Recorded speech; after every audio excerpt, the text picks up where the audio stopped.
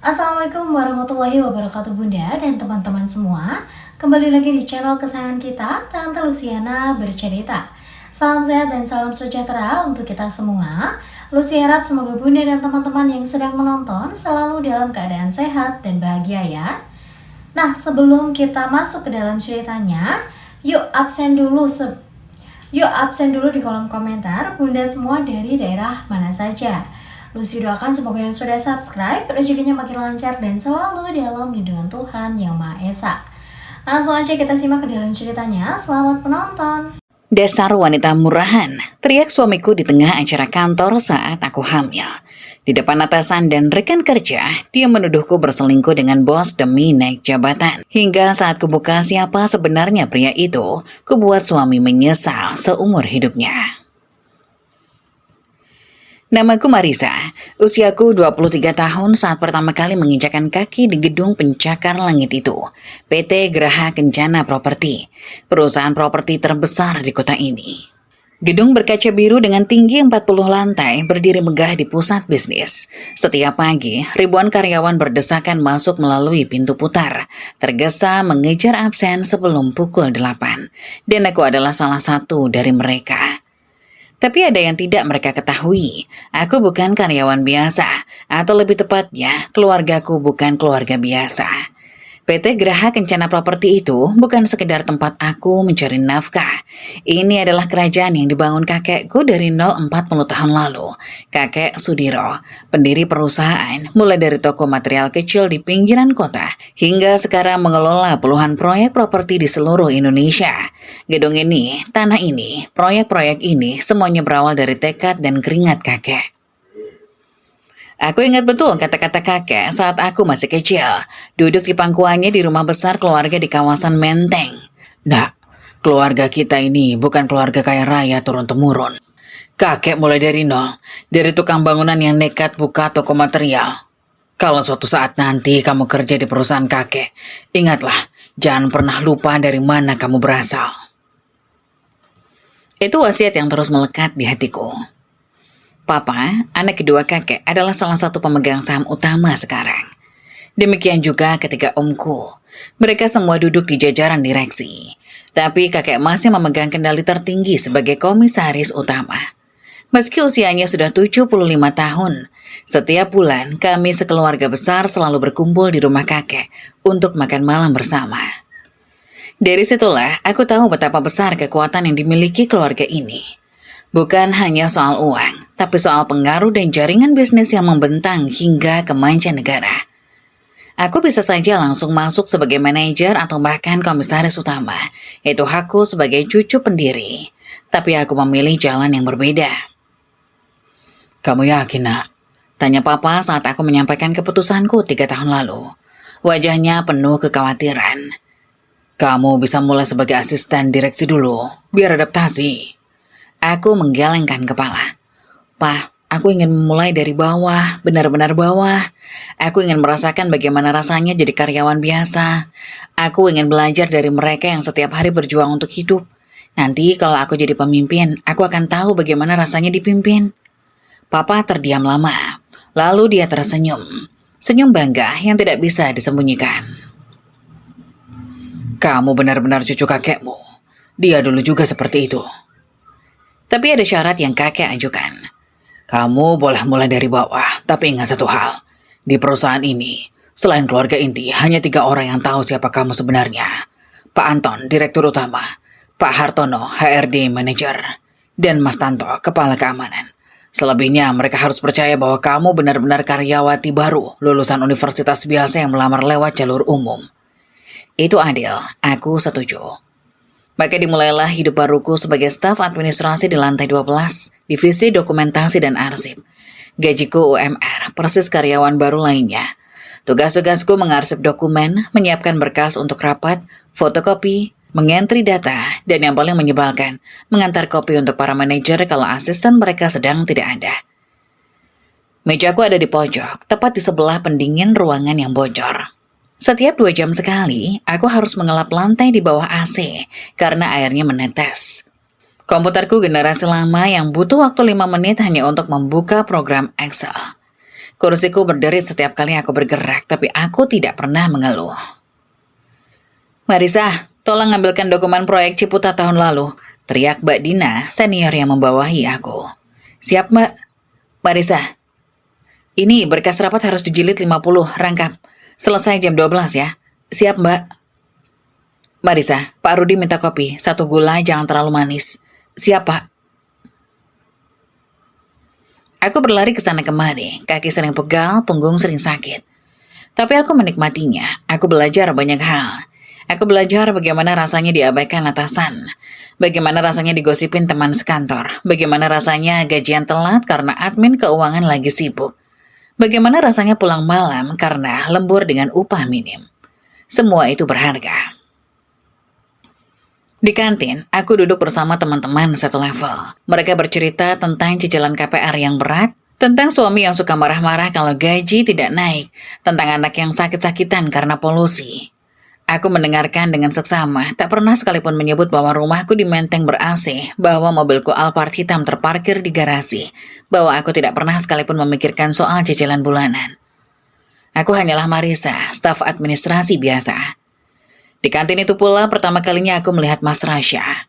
Dia duduk 2 meja dariku bersama teman-teman dari divisi pemasaran. Rambutnya ikal sedikit berantakan, kemeja putih, lengannya digulung sampai siku. Dasinya longgar, dia tertawa lepas karena sesuatu yang dikatakan teman-temannya. Gigi-giginya putih, matanya berbinar. "Mar, ngeliatin siapa sih?" goda Lina, teman sebangkuku. Aku tersipu. Enggak ngeliatin apa-apa kok." "Hus, bohong. Itu kan Rasya, staf pemasaran yang baru pindah dari cabang Bekasi. Ganteng ya. Tapi sayang, katanya udah punya calon." Jantungku berdesir aneh. "Oh, udah punya calon." Katanya segitu, tapi nggak tahu juga, namanya juga gosip kantor. Aku mencoba mengalihkan pandangan, tapi mataku seperti terpaku. Dan saat itulah dia menoleh, mata kami bertemu sedetik, dia tersenyum kecil. Aku buru-buru melihat ke piringku. "Dasar Marisa, cemen banget. Kamu ini cucu pemilik perusahaan, masa deg-degan sama staf biasa?" Aku memaki di dalam hati, tapi hati tak bisa dibohongi. Beberapa minggu kemudian, aku mendapat tugas membantu tim pemasaran untuk satu proyek kecil. Ada presentasi dengan klien dari luar kota, dan tim dokumentasi diminta menyiapkan semua materi presentasi.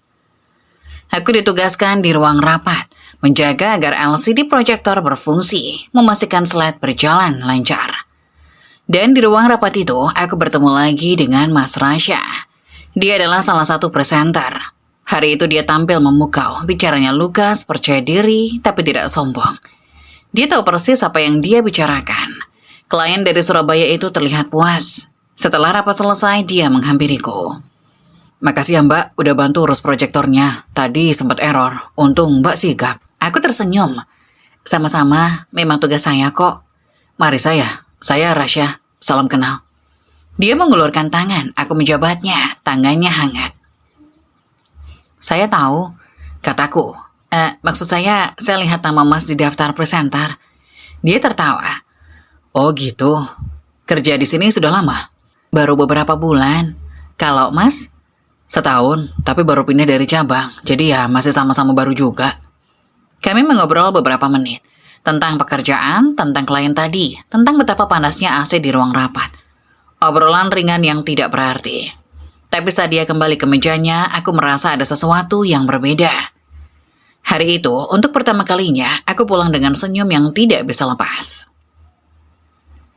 "Kok senyum-senyum sendiri, Nak?" tanya Papa saat makan malam. "Dapat kabar baik?" Aku menggeleng cepat. "Enggak, Pak, biasa aja." Eyang Putri panggilanku untuk nenek, tersenyum bijak. "Anak muda lagi jatuh cinta kali ya." "Eyang," protesku. Wajahku memerah. Semua orang tertawa, tapi di dalam hati aku bertanya-tanya, apa ini yang namanya jatuh cinta? Yang jelas, setiap pagi aku berangkat ke kantor dengan semangat baru. Bukan hanya untuk belajar, tapi untuk mungkin bertemu dengan sepasang mata coklat di balik meja divisi pemasaran. Aku belum tahu bahwa pertemuan sederhana itu akan mengubah seluruh hidupku. bahwa pria yang baru ku kenal ini akan menjadi suamiku, ayah dari anakku, dan juga sumber luka terbesar dalam hidupku. Tapi saat itu semuanya masih indah, sederhana, apa adanya, seperti awal yang kuinginkan. 3 bulan setelah pertemuan di ruang rapat itu, Rasya menyatakan cinta. Bukan dengan cara yang romantis, tidak ada bunga, tidak ada restoran mewah, tidak ada puisi. Dia hanya berkata di kantin, di sela-sela istirahat siang dengan setengah berbisik. Mar, aku suka sama kamu. Bukan cuma suka biasa, aku mau kita serius. Mau nggak kamu jadi pacarku? Aku hampir tersedak es teh manis. Di sekitar kami, karyawan lain lalu lalang dengan bagi makanan. Suara riuh rendah obrolan dan gemerincing piring memenuhi ruangan. Tidak ada yang memperhatikan 2 orang staf biasa yang sedang berdebar-debar di meja sudut. Mas, aku tergagap. Dia menatapku dengan mata yang sangat serius, bukan main-main. Aku tahu ini mendadak, tapi aku udah mikir matang-matang. Aku mau sama kamu, Mar, bukan untuk main-main. Aku menarik nafas dalam-dalam. Orang tuaku pasti akan bertanya-tanya, Papa akan menyelidiki latar belakang Rasya dalam semalam. Eyang Putri mungkin sudah menyiapkan daftar pertanyaan wawancara. Tapi di saat itu, di kantin yang berisik itu, aku hanya bisa melihat pria di depanku. Iya mas, aku mau. Senyumnya mengembang, benar-benar mengembang seperti anak kecil yang baru dapat mainan. Beneran? Aku mengangguk, tersipu. Dia meraih tanganku di bawah meja, tangannya hangat. Dan untuk pertama kalinya aku merasa bahwa keputusan memulai dari nol adalah keputusan terbaik. Karena kalau aku memulai sebagai anak bos, aku tidak akan pernah tahu bagaimana rasanya dicintai seperti ini. Sederhana, apa adanya, tanpa melihat siapa keluargaku. Hubungan kami berjalan selama 1 tahun. 1 tahun yang indah. Kami menghabiskan akhir pekan di tempat-tempat sederhana. Pasar malam, taman kota, bioskop dengan tiket diskon. Rasya selalu membayar semuanya dengan gajinya yang pas-pasan. Aku pura-pura tidak punya uang lebih, meski sebenarnya kartu kredit papa selalu siap sedia di dompet. Mar, aku mau serius sama kamu. Katanya suatu malam di taman kota. Aku mau nikah sama kamu. Aku terpaku. Mas, kita baru pacaran setahun. Setahun cukup buat aku tahu kalau kamu yang terbaik. Dia meraih tanganku. Aku tahu aku bukan siapa-siapa, gajiku pas-pasan, rumahku kontrakan. Tapi aku janji aku akan berusaha keras buat kamu. Air mataku menggenang. Kamu mau nggak jadi istriku? Aku menangis, bukan sedih tapi bahagia. Mau mas, aku mau. Malam itu aku pulang dengan perasaan campur aduk. Senang tapi juga takut. Bagaimana caranya bilang ke papa dan mama? Gimana caranya bilang ke kakek? Papa sudah menungguku di ruang tamu. Mama di sampingnya. Wajah mereka serius.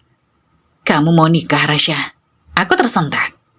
Loh, papa mama tahu dari mana? Papa tahu semuanya, nak. Papa menepuk sofa di sampingnya. Sini, duduk. Aku duduk dengan perasaan bersalah. Papa sudah selidiki dia. Kata papa terus terang. Rasya itu anak tunggal, ayahnya sudah meninggal, ibunya penjual nasi uduk. Gaji UMR, kontrakan di pinggir kota, tidak punya tabungan. Bahkan masih punya cicilan motor. Aku menunduk. Aku tahu, Pak. Dan kamu masih mau menikah dengannya. Aku mengangkat kepala. Aku cinta dia, Pak. Papa menghela nafas panjang. Mama diam saja. Tapi matanya berkaca-kaca. Mar, kamu anak tunggal.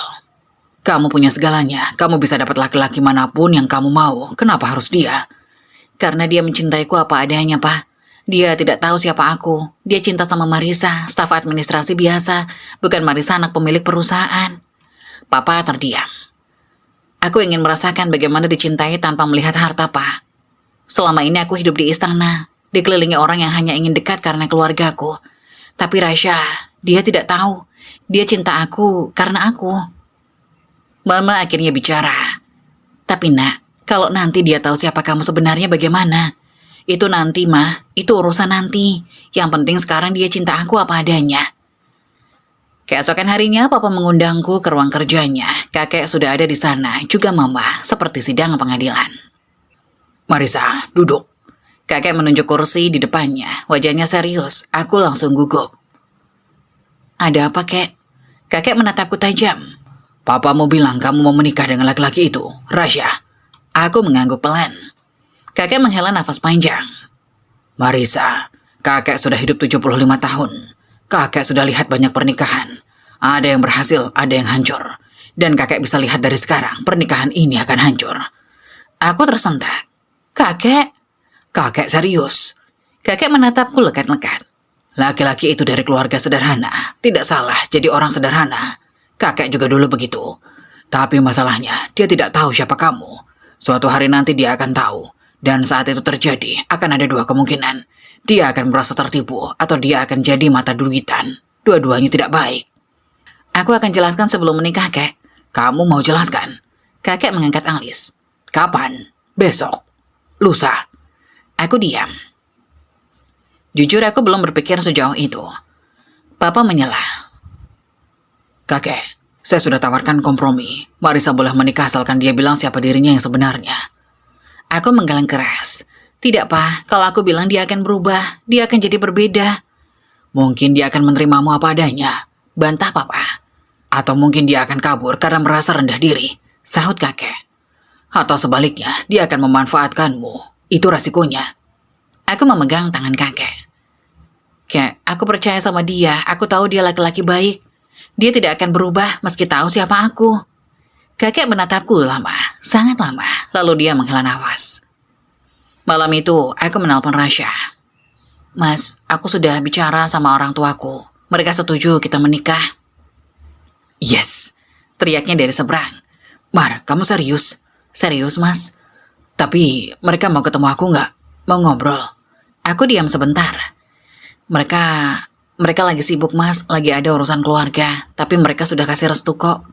Oh, suara Rasya sedikit kecewa. Jadi aku nggak perlu ketemu mereka dulu. Nanti, Mas. Nanti pas sudah dekat hari H. Sekarang mereka lagi sibuk banget. Oke deh, yang penting kamu setuju.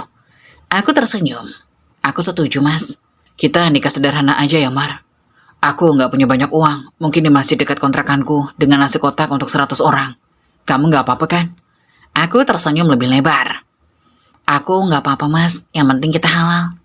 Mar, makasih ya. Makasih udah mau nikah sama aku yang biasa aja. Aku menahan air mata, andai dia tahu. Setahun kemudian kami menikah. Akad nikah dilangsungkan di masjid dekat kontrakan Rasya. Suasana yang sederhana, persis seperti yang kami inginkan. Aku memakai kebaya putih polos tanpa payet berlebihan. Bawahan kain batik sederhana. Rasya memakai kemeja putih dan celana hitam. Setelan yang sama seperti saat pertama kali kami bertemu di ruang rapat. Dari pihakku, hanya Papa dan Mama yang datang. Keluarga kamu yang lain mana, Mar?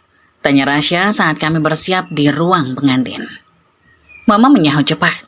Mereka lagi sakit, tapi sudah merestui kok, Rasya. Rasya mengangguk mengerti.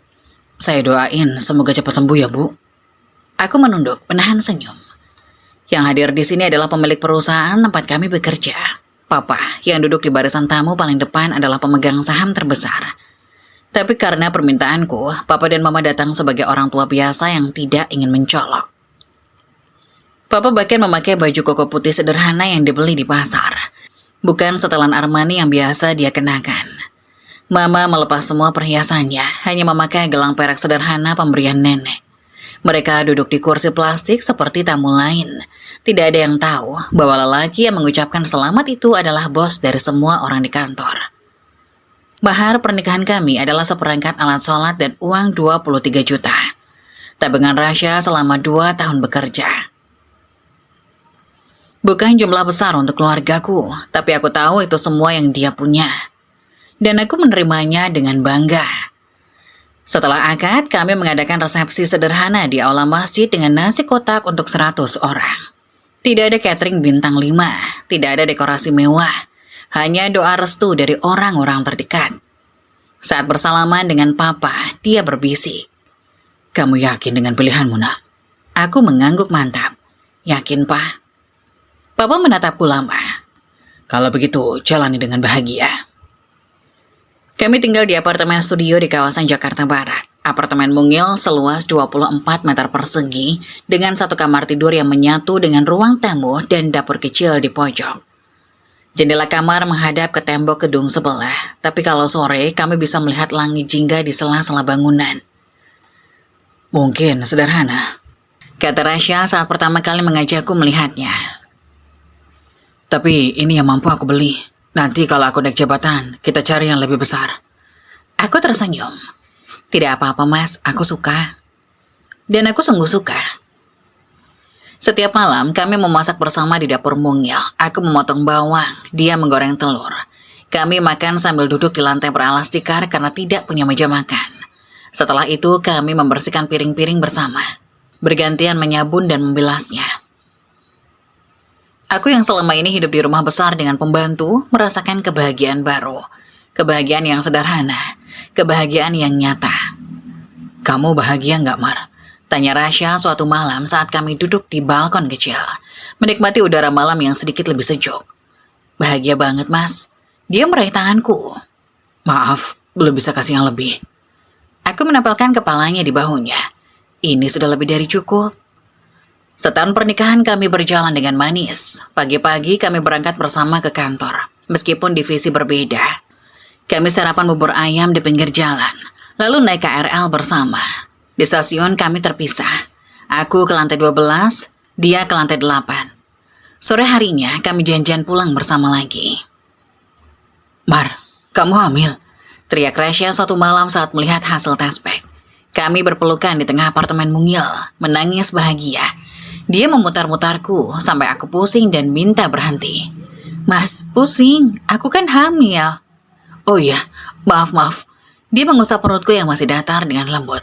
Halo anak ayah, kamu harus jadi anak yang baik ya, jangan nakal sama mama. Aku tertawa. Mas, dia masih embrio, belum punya telinga. Pokoknya dia dengar, anak ayah pintar. Malam itu Rasya memesan nasi goreng lewat aplikasi, hadiah sederhana untuk calon anak pertamanya. Kami makan sambil merencanakan masa depan. Kursi bayi yang harus dibeli, nama yang cocok untuk bayi kami, tabungan pendidikan yang harus disiapkan. Pokoknya aku harus kerja lebih giat, biar anak kita nggak hidup susah kayak aku dulu. Aku tersentuh. Kita pasti bisa, Mas.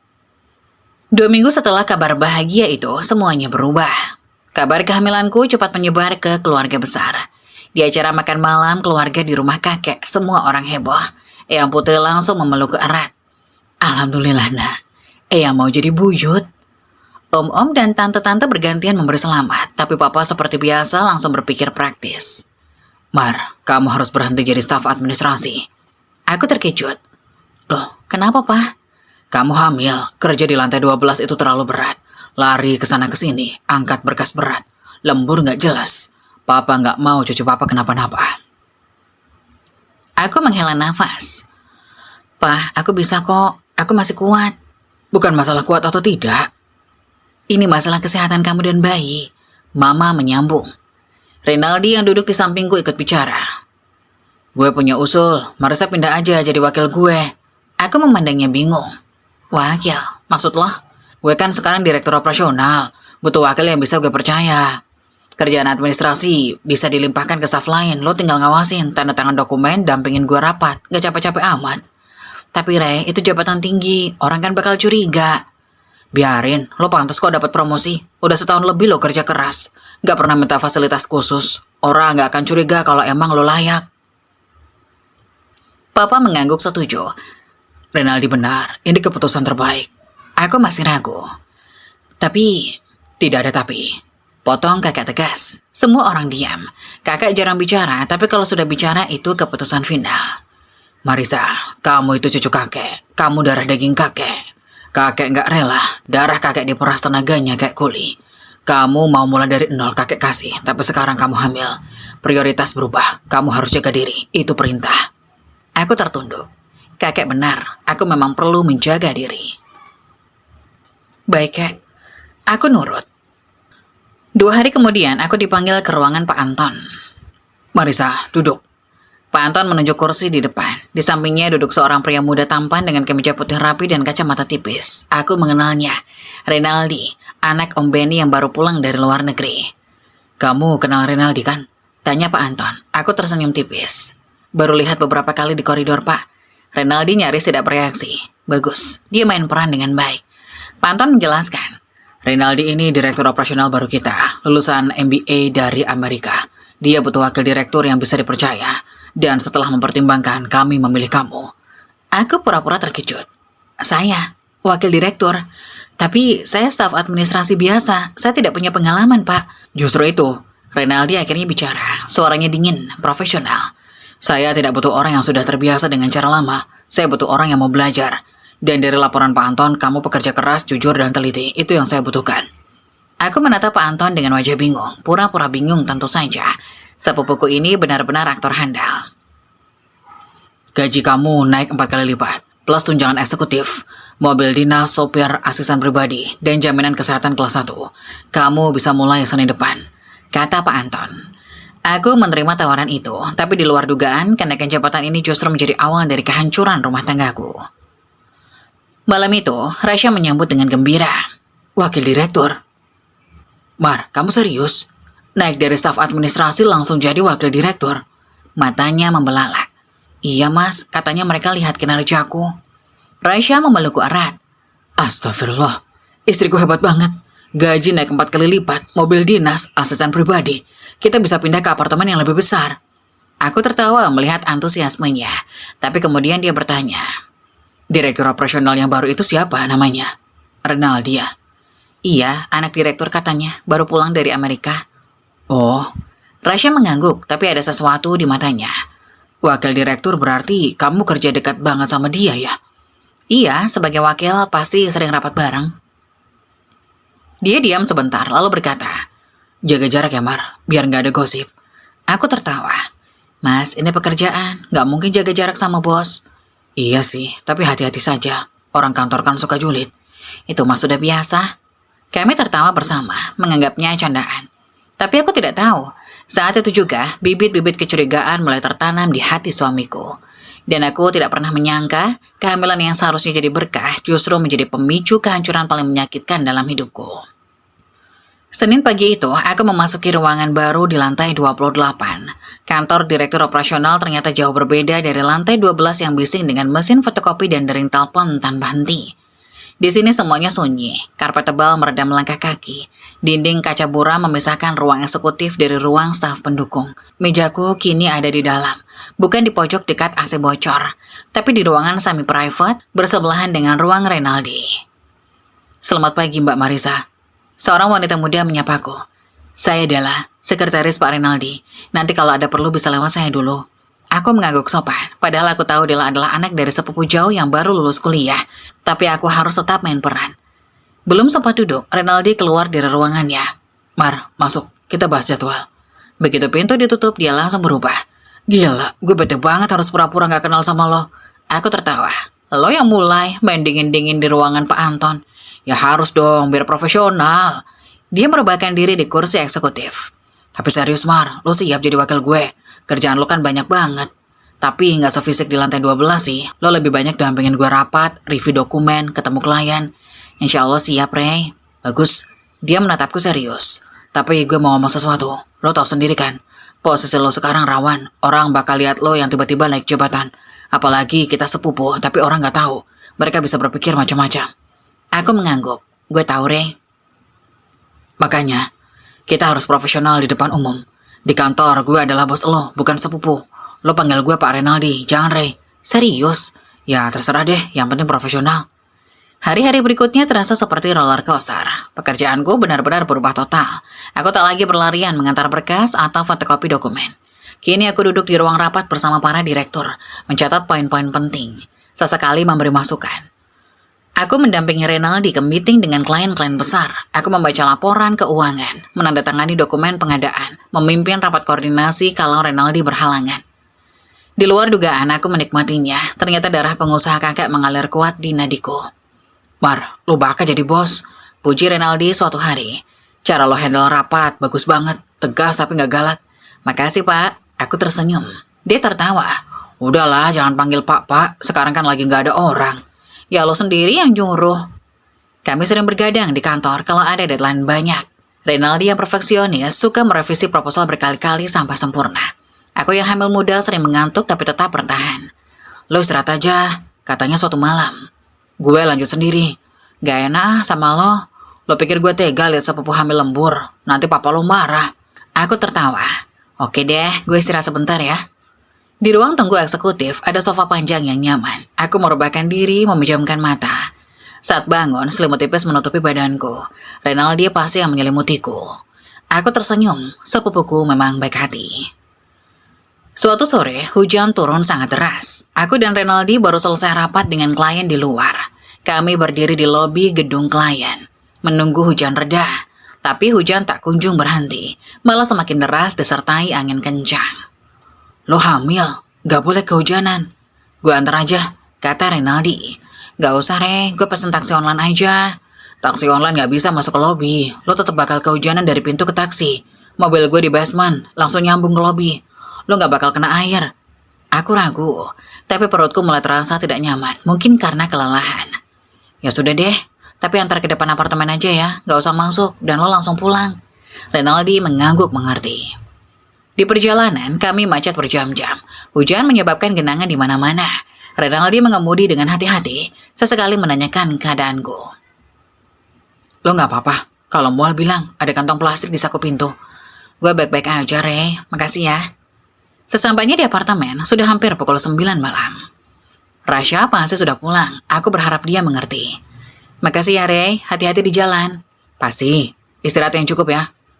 Aku melambai, lalu masuk ke lobi. Lift terasa lambat sekali. Di dalam lift, aku merapikan rambut dan pakaian, berusaha terlihat segar meski capek.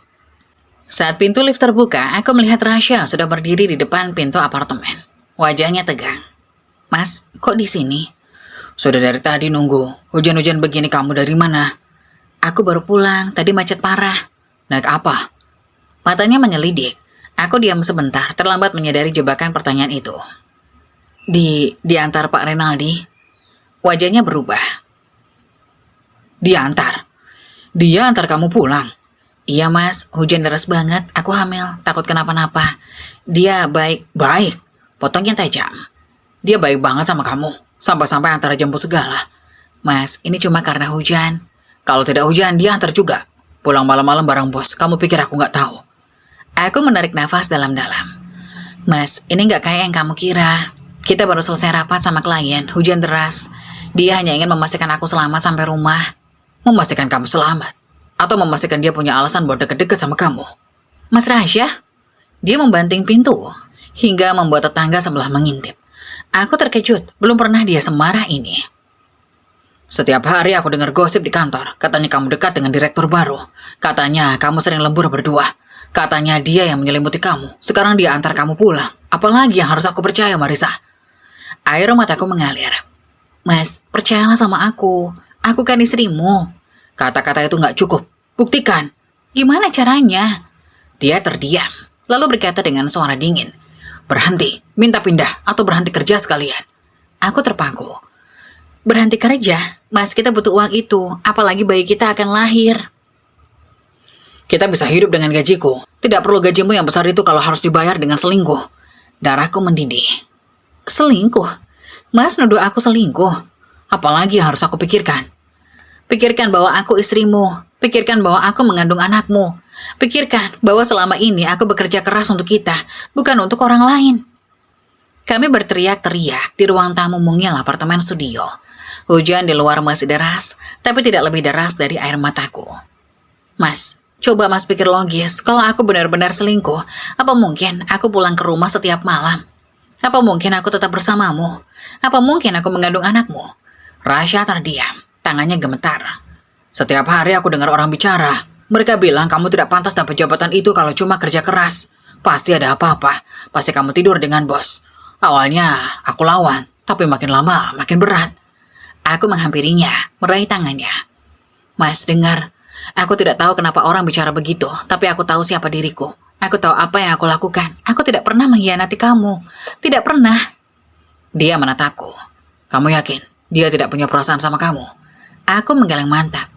Dia bosku, mas. Dia baik karena itu profesional, tidak lebih. Kamu yakin? Yakin.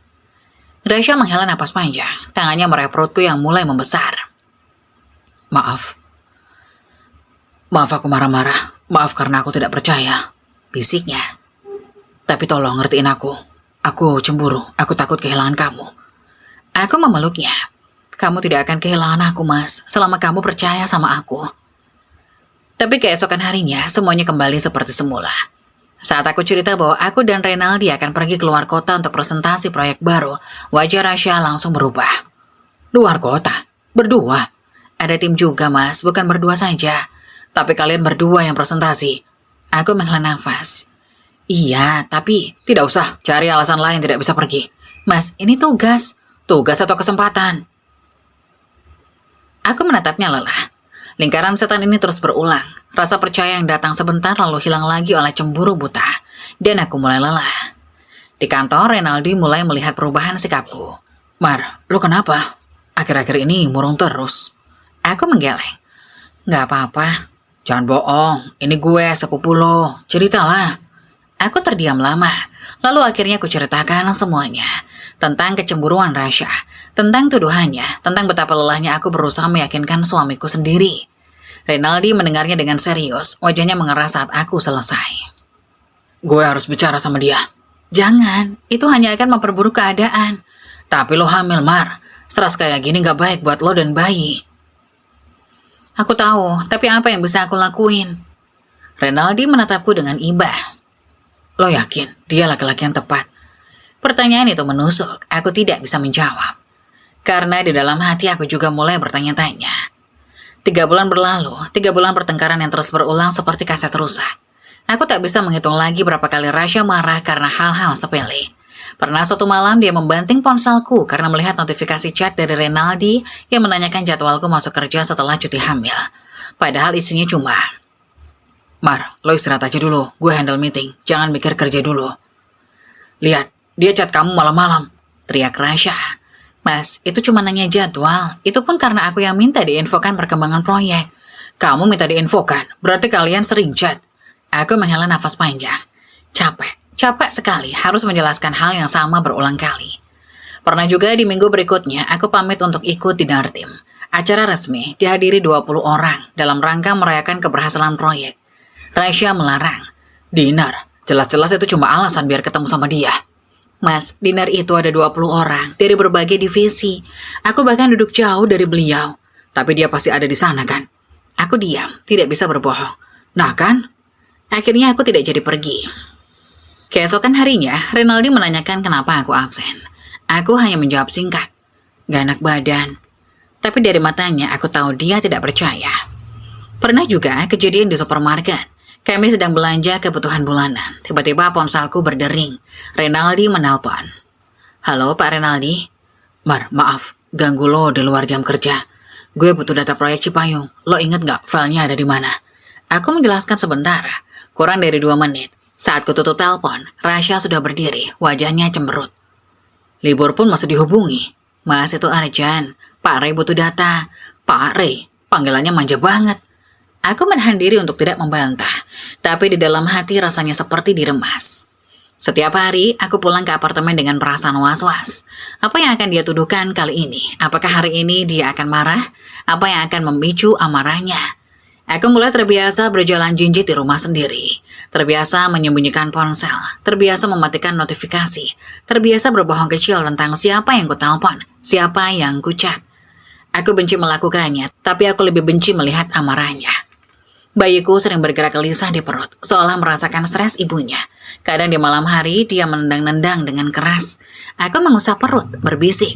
Maaf ya nak, mama lagi stres. Tapi mama sayang kamu. Di kantor, Renaldi semakin sering menatapku iba. Suatu sore dia memanggilku ke ruangannya. Mar, gue gak bisa diem aja lihat lo kayak gini.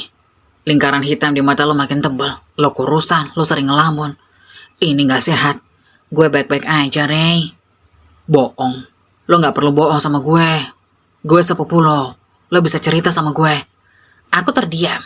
Lalu tanpa terasa, air mataku pun jatuh.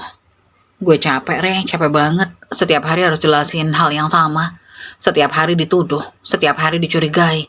Padahal kan gue gak ngapa-ngapain. Renaldi meraih tanganku. Lo harus ngomong sama papa lo. Enggak, papa gak boleh tahu.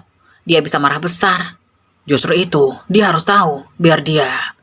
Rey, please, janji sama gue. Jangan bilang sama siapa-siapa. Kasih gue waktu. Gue yakin kok Mas Rasya bakal berubah. Ini cuma soal adaptasi. Dia cemburu karena sayang. Renaldi menatapku lama. Lo terlalu baik, Mar. Terlalu baik buat dia. Aku tersenyum getir. Dia suami gue, ayah dari anak gue. Gue harus percaya dia bisa berubah. Tapi di dalam hati ada suara kecil yang bertanya, nah, benarkah dia bisa berubah? Atau aku hanya berharap pada sesuatu yang mustahil? Minggu-minggu berikutnya, aku berusaha menjadi istri yang sempurna. Pulang tepat waktu, memasak kesukaannya, mengurangi interaksi dengan Renaldi, seminimal mungkin. Bahkan, aku minta cuti beberapa hari hanya untuk bisa tidur di rumah bersamanya. Tapi sepertinya tidak ada yang cukup. Suatu malam, saat kami berbaring di tempat tidur, dia berkata, Mar, ada yang mau aku omongin. Aku menoleh, berharap ini adalah momen perbaikan. Kamu cantik tahu. Aku lihat banyak laki-laki di kantor yang suka sama kamu. Renaldi juga pasti. Tapi aku gak mau mereka deket-deket kamu. Kamu milik aku. Kamu tuh istri aku. Kamu harus ingat itu. Mas, aku selalu ingat. Kalau kamu ingat, kamu gak akan senyum-senyum sana-sini. Apalagi senyum sama Renaldi di rapat. Kamu gak akan mau diantar dia. Kamu gak akan. Aku memejamkan mata. Lagi-lagi topik yang sama. Mas, sudah malam. Besok kita ngomong lagi ya. Aku capek. Dia diam. Lalu tiba-tiba meraih perutku. Anak ini anak aku kan? Pertanyaan itu seperti sambaran petir. Aku duduk. Apa? Aku tanya, anak ini anakku kan? Mas Rasya, pertanyaan apa itu? Jawab. Kamu serius nanya begitu? Dia tidak menjawab. Tapi tatapannya cukup menjadi jawaban. Untuk pertama kalinya, aku keluar dari kamar tidur. Aku tidur di sofa ruang tamu, meringkuk, memeluk perutku yang besar, menangis tanpa suara. Bayiku bergerak seperti bertanya, Mama kenapa? Aku tidak punya jawaban. Keesokan harinya, aku bangun dengan tekad baru. Aku berusaha bertahan untuk bayiku, untuk pernikahanku. Aku harus percaya bahwa semua ini akan berlalu. Tapi aku tidak pernah menyangka puncaknya akan terjadi di acara kantor yang seharusnya menjadi malam bahagia. Acara ulang tahun perusahaan ke-25. Malam itu semua akan terungkap dan hidupku akan hancur berkeping-keping. Hari itu, 15 Desember, adalah acara ulang tahun perusahaan ke-25. Sejak pagi, seluruh karyawan sudah heboh. Yang wanita sibuk mempersiapkan gaun, yang pria sibuk memikirkan setelan. Acaranya digelar di Hotel Grand Indonesia, ballroom terbesar di kota. Semua karyawan wajib hadir, apalagi kabarnya akan ada pengumuman besar dari manajemen. Aku sendiri sebenarnya malas datang. Perutku sudah 7 bulan, gerakanku terbatas, dan yang paling penting aku capek secara emosional. 3 bulan terakhir benar-benar menguras tenaga. Mar, kamu pakai baju ini? Tanya Rasya dari kamar mandi. Dia baru keluar, handuk melilit di pinggang. Matanya tertuju pada gaun biru dongker yang terhampar di atas tempat tidur. Gaun bahan flowy, model Empire West. Pas untuk ibu hamil, ada sedikit rendah di bagian lengan. Gak terlalu mencolok tapi tetap elegan. Iya mas, kenapa? Dia mendekat, jari-jarinya menyentuh kain itu. Baru ya? Aku belum pernah lihat. Baru, aku beli minggu lalu. Sendiri? Sendiri, mas kan sibuk. Dia mengangguk, tapi ada jeda sebelum dia bicara lagi. Kamu pakai ini nanti. Pak Renaldi lihat dong. Aku menghela nafas. Ini lagi. Mas, ini cuma baju. Buat acara kantor. Gak ada hubungannya sama Renaldi. Iya. Aku cuma tanya. Tapi nada suaranya bilang lain. Matanya bilang lain. Aku sudah hafal betul. Kami berangkat bersama. Rasya menyetir. Dia yang ngotot katanya biar aku gak capek. Di perjalanan kami nyaris tidak bicara. Radio dipasang pelan. Lagu-lagu lawas mengalun. Aku melihat jari-jarinya mencengkram setir begitu kuat sampai buku-buku jarinya putih. Mas tegang. Dia menggeleng. Enggak. Mas, kamu boleh jujur sama aku. Dia diam. Beberapa lampu lalu lintas berlalu. Baru setelah masuk jalur tol, dia buka suara. Aku nggak suka acara ginian, Mar. Semua orang pada lihat-lihat. Nanti mereka lihat kamu, lihat kita. Lihat kita kenapa? Lihat kita beda. Aku menoleh. Maksud mas? Dia tidak menjawab. Tapi aku tahu maksudnya. Di acara seperti ini, kastanisasi terlihat jelas. Para direktur duduk di meja VIP, manajer di meja prioritas, karyawan biasa di meja belakang, dan Rasya, dia staf pemasaran, akan duduk di belakang. Sementara aku, sebagai wakil direktur harusnya duduk di depan, dekat Renaldi, di dekat para bos. Itu masalahnya. Mas, aku bisa minta duduk sama kamu di belakang. Dia melirikku. Bisa. Aku bilang aja nggak enak badan, mau duduk sama suami. Dia tersenyum kecil, senyum pertama hari itu. Makasih, Mar. Aku balas senyum. Tapi dalam hati ada yang perih. Kenapa hal sesederhana ini saja harus jadi perdebatan? Kenapa aku harus memilih antara tugas dan suami? Ballroom Hotel Grand Indonesia luar biasa megah. Lampu kristal menggantung di langit-langit setinggi 5 meter. Panggung utama dilapisi layar LED raksasa. Meja-meja bundar ditata rapi dengan taplak putih dan rangkaian bunga segar di tengah. Para karyawan lalu lalang, ada yang masih berebut foto di foto booth, ada yang sudah duduk menikmati hidangan pembuka. Begitu masuk, mataku langsung mencari meja dengan namaku. Betul saja, di deretan paling depan, meja nomor 2, tepat di samping meja VIP tempat kakek, papa, dan para komisaris duduk. Di meja itu ada nama-nama, Renaldi, Marisa, Pak Anton, dan beberapa direktur lain. Rasya menarik tanganku. Kita duduk di belakang aja ya. Aku mengangguk. Kami menyusuri meja-meja sampai ke pojok kanan belakang. Meja 24, paling ujung, paling jauh dari panggung. Di meja ini kebanyakan adalah staf administrasi, security yang dapat undangan, dan beberapa office boy yang diikutsertakan. Aku dulu pernah duduk di meja seperti ini, tapi sekarang aku memilihnya. Mbak Marisa, Della, sekretaris Renaldi tiba-tiba muncul. Wajahnya bingung. Loh, Mbak kok di sini? Meja Mbak di depan. Aku tersenyum. Iya Del, tapi aku mau duduk sama suami aja, gak enak badan. Oh gitu. Della melirik Rasya sebentar, lalu kembali padaku. Tapi Pak Renaldi tadi nyariin Mbak, katanya Mbak harus dampingin beliau pas pengumuman nanti. Aku menghela nafas. Iya, aku lupa, ada pengumuman penting. Renaldi sudah bilang minggu lalu kalau aku harus ada di sampingnya. Nanti aku ke depan kalau sudah mulai Del, sekarang istirahat dulu ya. Della mengangguk lalu pergi. Tapi sebelum pergi matanya sempat bertemu dengan Rasya. Ada sesuatu di situ, seperti tatapan tahu. Rasya tidak bilang apa-apa, tapi tangannya di bawah meja mengepal. Acara berjalan meriah. Dari kejauhan aku melihat Papa melambaikan tangan. Aku balas lambaian kecil. Rasya melihat. Papa kamu? Iya. Kayaknya orang tuamu dekat sama bos ya. Aku tersentak. Maksud Mas? Tadi aku lihat papa kamu ngobrol sama Pak Anton, kayak akrab. Aku mencoba tenang. Mungkin emang kenal, papa kan mantan pegawai juga. Rasya mengangguk. Tapi matanya masih menatap ke arah meja depan. Aku tidak tahu apa yang dia pikirkan. Sesi demi sesi berlalu. Aku bolak-balik ke toilet, minta izin ke Rasya. Mas, aku ke toilet dulu ya, kebelet. Iya, hati-hati. Di toilet aku memegang perutku.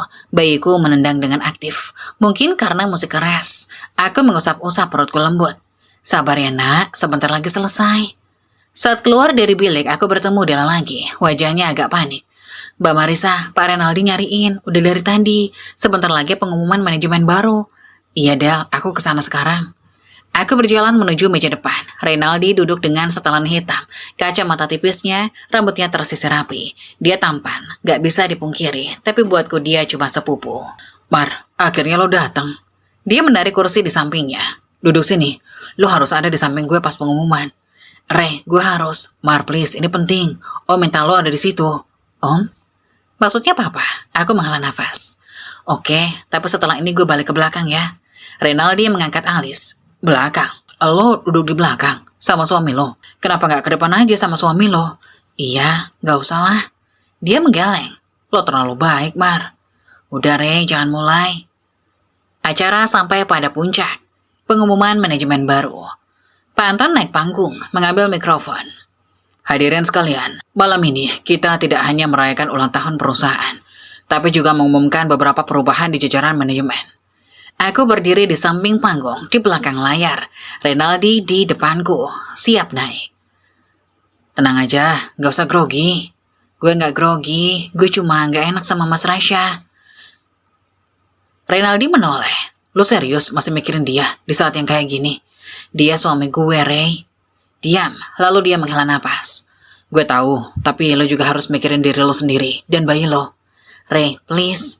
Mar, gue lihat lo stres terus, lo kurusan, lo sering murung. Itu gak sehat. Kalau perlu, gue bakal... Bapak Renaldi.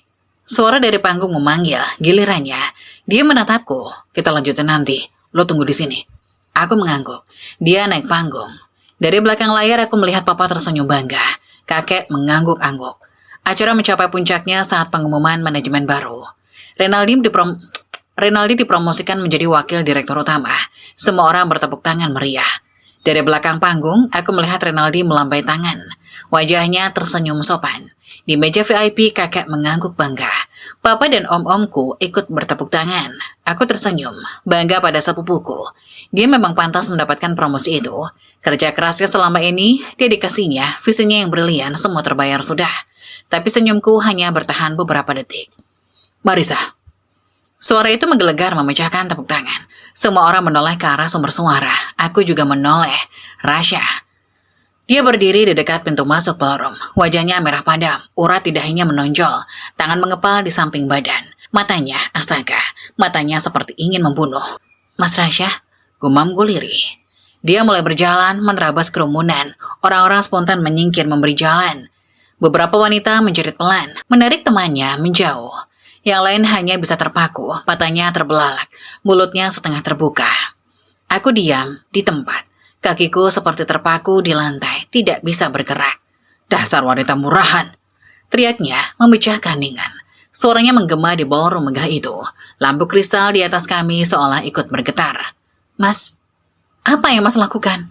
Suaraku hanya bisikan, hampir tidak terdengar. Dia sudah berada di depan sekarang, jarak kami hanya 1 meter. Aku bisa melihat detail wajahnya, urat leher yang menegang, semurat merah di pipi, tetesan keringat di pelipis, dan yang paling mengerikan tatapan matanya, tatapan penuh kebencian. Aku tahu semuanya, Marisa. Aku tahu kenapa kamu tiba-tiba naik jabatan. Aku tahu kenapa Renaldi itu selalu dekat denganmu. Aku tahu kenapa kamu sering pulang malam. Aku tahu kenapa kamu sering berkirim pesan dengan dia. Mas, dengarkan. Diam, jangan bohong lagi. Dia melangkah maju, 1 langkah. Kini jarak kami hanya 1/2 meter. Aku mundur selangkah, melindungi perutku secara naluriah. Kau tidur dengan bos demi naik jabatan, teriaknya lagi. Kali ini jarinya menunjuk ke arahku. Anak yang kau kandung ini, apakah itu anak Renaldi? Sekarang terdengar suara gemerisik di antara para tamu. Beberapa wanita menjerit pelan, yang lain mulai berbisik-bisik. Aku bisa merasakan ratusan pasang mata tertuju padaku. Di sudut mataku, aku melihat Renaldi berjalan cepat ke arah kami. Papa juga Om Benny, Om Anton, bahkan kakek mulai berdiri dari kursinya. Tapi mereka masih terlalu jauh. Rasya, aku mohon jangan di sini. Kita bicara baik-baik di luar. Di luar? Biar kamu kabur, biar kamu lapor kepada bosmu. Mas, ini bukan tempatnya. Ini tempat yang tepat, biar semua orang tahu siapa kamu sebenarnya. Istri yang katanya baik, katanya setia, ternyata ular. Dia meludah, benar-benar meludah ke arahku. Aku terkesiap, mundur lagi. Jaminkan di depan semua orang bahwa anak itu memang anakku. Air mataku mengalir deras, tidak bisa kutahan lagi. Aku menangis terseduh-seduh. Di depan ratusan orang, di depan rekan-rekan kerjaku, di depan keluargaku sendiri. Kamu diam, karena memang anak itu bukan darah dagingku kan? Dia tertawa keras, tertawa sinis. Lihat semuanya, dia diam. Dia tidak bisa menjawab. Aku membuka mulut, ingin bicara, tapi suaraku tersangkut di tenggorokan. Lidahku terasa kaku, ini terlalu memalukan, terlalu menyakitkan. Suamiku sendiri, ayah dari anak yang kukandung, menuduhku di depan umum. Rasya, hentikan. Itu suara Renaldi, dia sudah sampai. Berdiri di sampingku, tangannya meraih lenganku, mencoba menarikku mundur. Jangan sentuh dia, Rasya membentak. Kau jangan sentuh istriku. Dia mendorong Renaldi keras. Renaldi hampir jatuh kalau tidak segera menahan diri di meja terdekat. Berani sekali kau. Rasya maju ke arah Renaldi. Kau pikir karena kau direktur kau bisa berbuat seenaknya? Kau pikir kau bisa merebut istri orang, menghamilinya lalu kau diam saja? Rasya, kau tidak tahu apa-apa. Aku tahu dari orang kantor. Aku tahu dari semua orang. Kalian berdua berselingkuh di belakangku selama berbulan-bulan. Dan sekarang kau berani mengatakan aku tidak tahu. Dia meludah lagi, kali ini ke arah Renaldi. Kalian berdua terkutuk. Aku melihat Papa semakin dekat. Juga Pak Anton dan beberapa satpam. Tapi Rasya seperti kesurupan tidak peduli. Kau pikir aku takut dengan keluargamu? Kau pikir aku takut dipecat? Teriaknya pada Renaldi. Pecat aku sekarang. Tapi sebelum itu semua orang harus tahu bahwa kau perusak rumah tangga orang. Mas, cukup. Aku akhirnya menemukan suaraku. Cukup. Dia menoleh padaku, matanya merah. Apa? Kau mau bicara? Mau membelanya lagi? Mas, dia itu... Aku ragu, haruskah aku katakan sekarang di depan semua orang? Dia itu siapa? Rasya mendekat. Wajahnya kini hanya beberapa sentimeter dari wajahku. Aku bisa mencium bau alkohol samar dari napasnya. Dia mabuk. Rasya minum. Mas mabuk. Mas minum. Diam, jangan mengganti topik. Dia meraih pergelangan tanganku dengan kasar. Katakan, dia itu siapa? Aku merintih kesakitan. Tangannya terlalu kuat mencengkram. Perutku mulai terasa tidak nyaman. Bayiku bergerak gelisah. Lepaskan dia. Bukan Rinaldi yang berteriak, bukan papa, tapi kakek. Raisya menoleh, melihat kakek yang sudah berdiri di dekat kami dengan wajah penuh amarah. Siapa kau? Kau siapa? Ikut campur dalam urusan rumah tanggaku. Kakek tidak menjawab. Dia hanya menatap Raisya dengan tatapan yang bisa membuat siapapun gemetar. Tapi Raisya telah kebal. Ini urusan suami istri. Ayah Marisa saja tidak bilang apa-apa. Kau siapa? Teriak Raisya. Suara kakek menggema di seluruh ballroom. Seorang pria berusia 75 tahun berdiri tegak dengan tongkat di tangannya. Namun, wibawanya mampu membuat 1000 orang terdiam. Raisya mendongak, melihat mata kakek. Lalu dengan tubuh limbung dia berdiri. Tapi matanya masih kosong. Kau tahu siapa aku? Tanya kakek. Raisya menggeleng lemah. Aku Sudiro, pendiri perusahaan ini. Kakeknya Marisa. Raisya terhuyung mundur. 1 langkah, 2 langkah. Hingga punggungnya membentur meja bundar di belakangnya. Gelas-gelas bergetar, beberapa jatuh dan pecah, tapi tak ada yang peduli. Kau menikahi cucuku. Lanjut kakek. Suaranya berat penuh kekecewaan. Kau menghamilinya. Dan kau berani menuduhnya berselingkuh di depan umum, di acara keluarganya sendiri. Aku tidak tahu. Suara Raisya hanya bisik. Tidak tahu? Kau tidak tahu apa? Bahwa dia istri yang baik, bahwa dia bekerja keras, bahwa dia pulang setiap malam ke rumah kalian yang sederhana itu. Raisya membuka mulut tapi tidak ada suara keluar. Papa melangkah maju, wajahnya tegang, matanya menyala. Aku belum pernah melihat Papa semarah ini. Beliau pria yang sabar, tapi kali ini batas kesabarannya telah habis. Raisya, ada beberapa hal yang harus kau tahu. Papa mengeluarkan ponselnya, beberapa kali menyentuh layar, lalu menempelkan ponsel itu ke layar besar di panggung. Semua orang menoleh ke sana. Yang muncul adalah foto-foto mutasi rekening. Ini rekeningmu, kata Papa dingin, dan ini rekening Marisa. Layar menampilkan 2 kolom, kolom kiri rekening Raisya, kolom kanan rekening Marisa. Gaji Marisa sebagai wakil direktur selama setahun terakhir, totalnya sekitar 150 juta rupiah. Beberapa orang bersiul pelan. Pertanyaannya, kemana uang itu pergi? Papa menggeser layar, tampak transferan rutin ke rekening Marisa ke rekening Raisya. Bukan jumlah kecil, bukan untuk kebutuhan rumah tangga. Setiap bulan Marisa transfer 70% gajinya ke rekeningmu, dengan alasan kamu yang lebih paham mengatur keuangan keluarga. Papa menatap Raisya tajam. Benar kan? Raisya menunduk, tidak menjawab. Tapi lihat ini. Papa menggeser layar lagi. Rekeningmu sendiri Raisya. Dalam 6 bulan terakhir, saldonya terus menipis. Padahal kau menerima transfer besar dari Marisa setiap bulan. Lalu kemana uangnya? Layar berganti, foto-foto tagihan bermunculan. Kartu kredit dengan limit 50 juta, tagihan bulanan yang selalu terlambat dibayar, pinjaman online ke 3 aplikasi berbeda, dan ini. Wajahnya makin keras. Bukti transfer ke seorang wanita bernama Della 10 kali dalam setahun, total sekitar 150 juta. Semua orang tersentak, aku ikut tersentak. Della, sekretaris pribadi Rinaldi? Aku menoleh ke arah Della yang berdiri di pojok, wajahnya pucat pasi. Ada apa dengan Della? Kau mau menjelaskan Raisya atau kau Della? Della mundur selangkah, lalu 2 langkah, tapi punggungnya sudah membentur dinding. Tiba-tiba seseorang berteriak dari kerumunan. Itu foto mereka. Semua orang menoleh ke arah sumber suara. Seorang wanita, karyawan dari divisi pemasaran, menunjuk ke layar. Papa tanpa sengaja menggeser foto berikutnya. Di layar tampak foto Raisya dan Della. Mereka sedang duduk berdua di kafe. Tangan Della di atas meja, digenggam oleh Raisya. Foto berikutnya mereka berciuman. Aku merasa dunia berputar. Apa ini? Suaraku nyaris tak terdengar. Raisya menoleh ke arahku, wajahnya hancur. Mar, aku bisa jelaskan. Jelaskan apa? Bukan aku yang berteriak, tapi Rinaldi. Dia sudah turun dari panggung, berjalan cepat ke arah Della. Della, kau selingkuh dengan suami sepupuku. Della menangis, tubuhnya gemetar. Pak, saya... Diam, bentak Rinaldi. Kau diam dulu. Papa melanjutkan dengan suara dingin. Foto-foto ini diambil 6 bulan lalu, saat Marisa sedang hamil muda. Saat dia bekerja lembur setiap malam untuk proyek-proyek besar. Saat dia pulang dalam keadaan capek, tapi tetap berusaha jadi istri yang baik.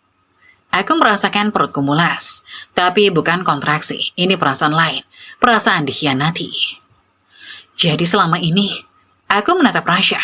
Selama ini Mas marah-marah padaku, menuduhku selingkuh dengan Renaldi, sementara Mas sendiri yang... Mar, aku mohon Mar. Saat aku hamil, Mas selingkuh. Teriakanku memecah keheningan. Semua orang diam. Rasya terpaku. Mbak Marisa, saya minta maaf. Saya yang salah, saya yang mulai. Saya yang rayu Mas Rasya. Saya yang bilang kalau Mbak selingkuh dengan Pak Renaldi. Saya yang buat Mas Rasya cemburu. Saya yang sebarkan gosip itu ke seluruh kantor. Aku menatapnya tidak percaya. Kau? Selama ini kau? Della menangis terseduh. Saya suka sama Pak Renaldi, tapi Pak Renaldi lebih dekat sama Mbak. Saya cemburu, saya mau Mbak dijauhin dari Pak Renaldi. Saya pikir kalau suami Mbak cemburu, Mbak akan menjauh dari kantor. Saya nggak tahu akan separah ini. Saya nggak tahu. Renaldi memegang kepalanya. Della, kau gila. Kau menghancurkan hidup orang hanya karena perasaanmu. Saya minta maaf. Saya minta maaf. Maaf. Mama angkat bicara. Suaranya tinggi penuh emosi. Kau menghancurkan rumah tangga anakku. Kau buat dia stres selama berbulan-bulan dan kau bilang maaf? Della hanya menangis. Rasya masih berdiri terpaku. Wajahnya bergantian antara marah dan pucat.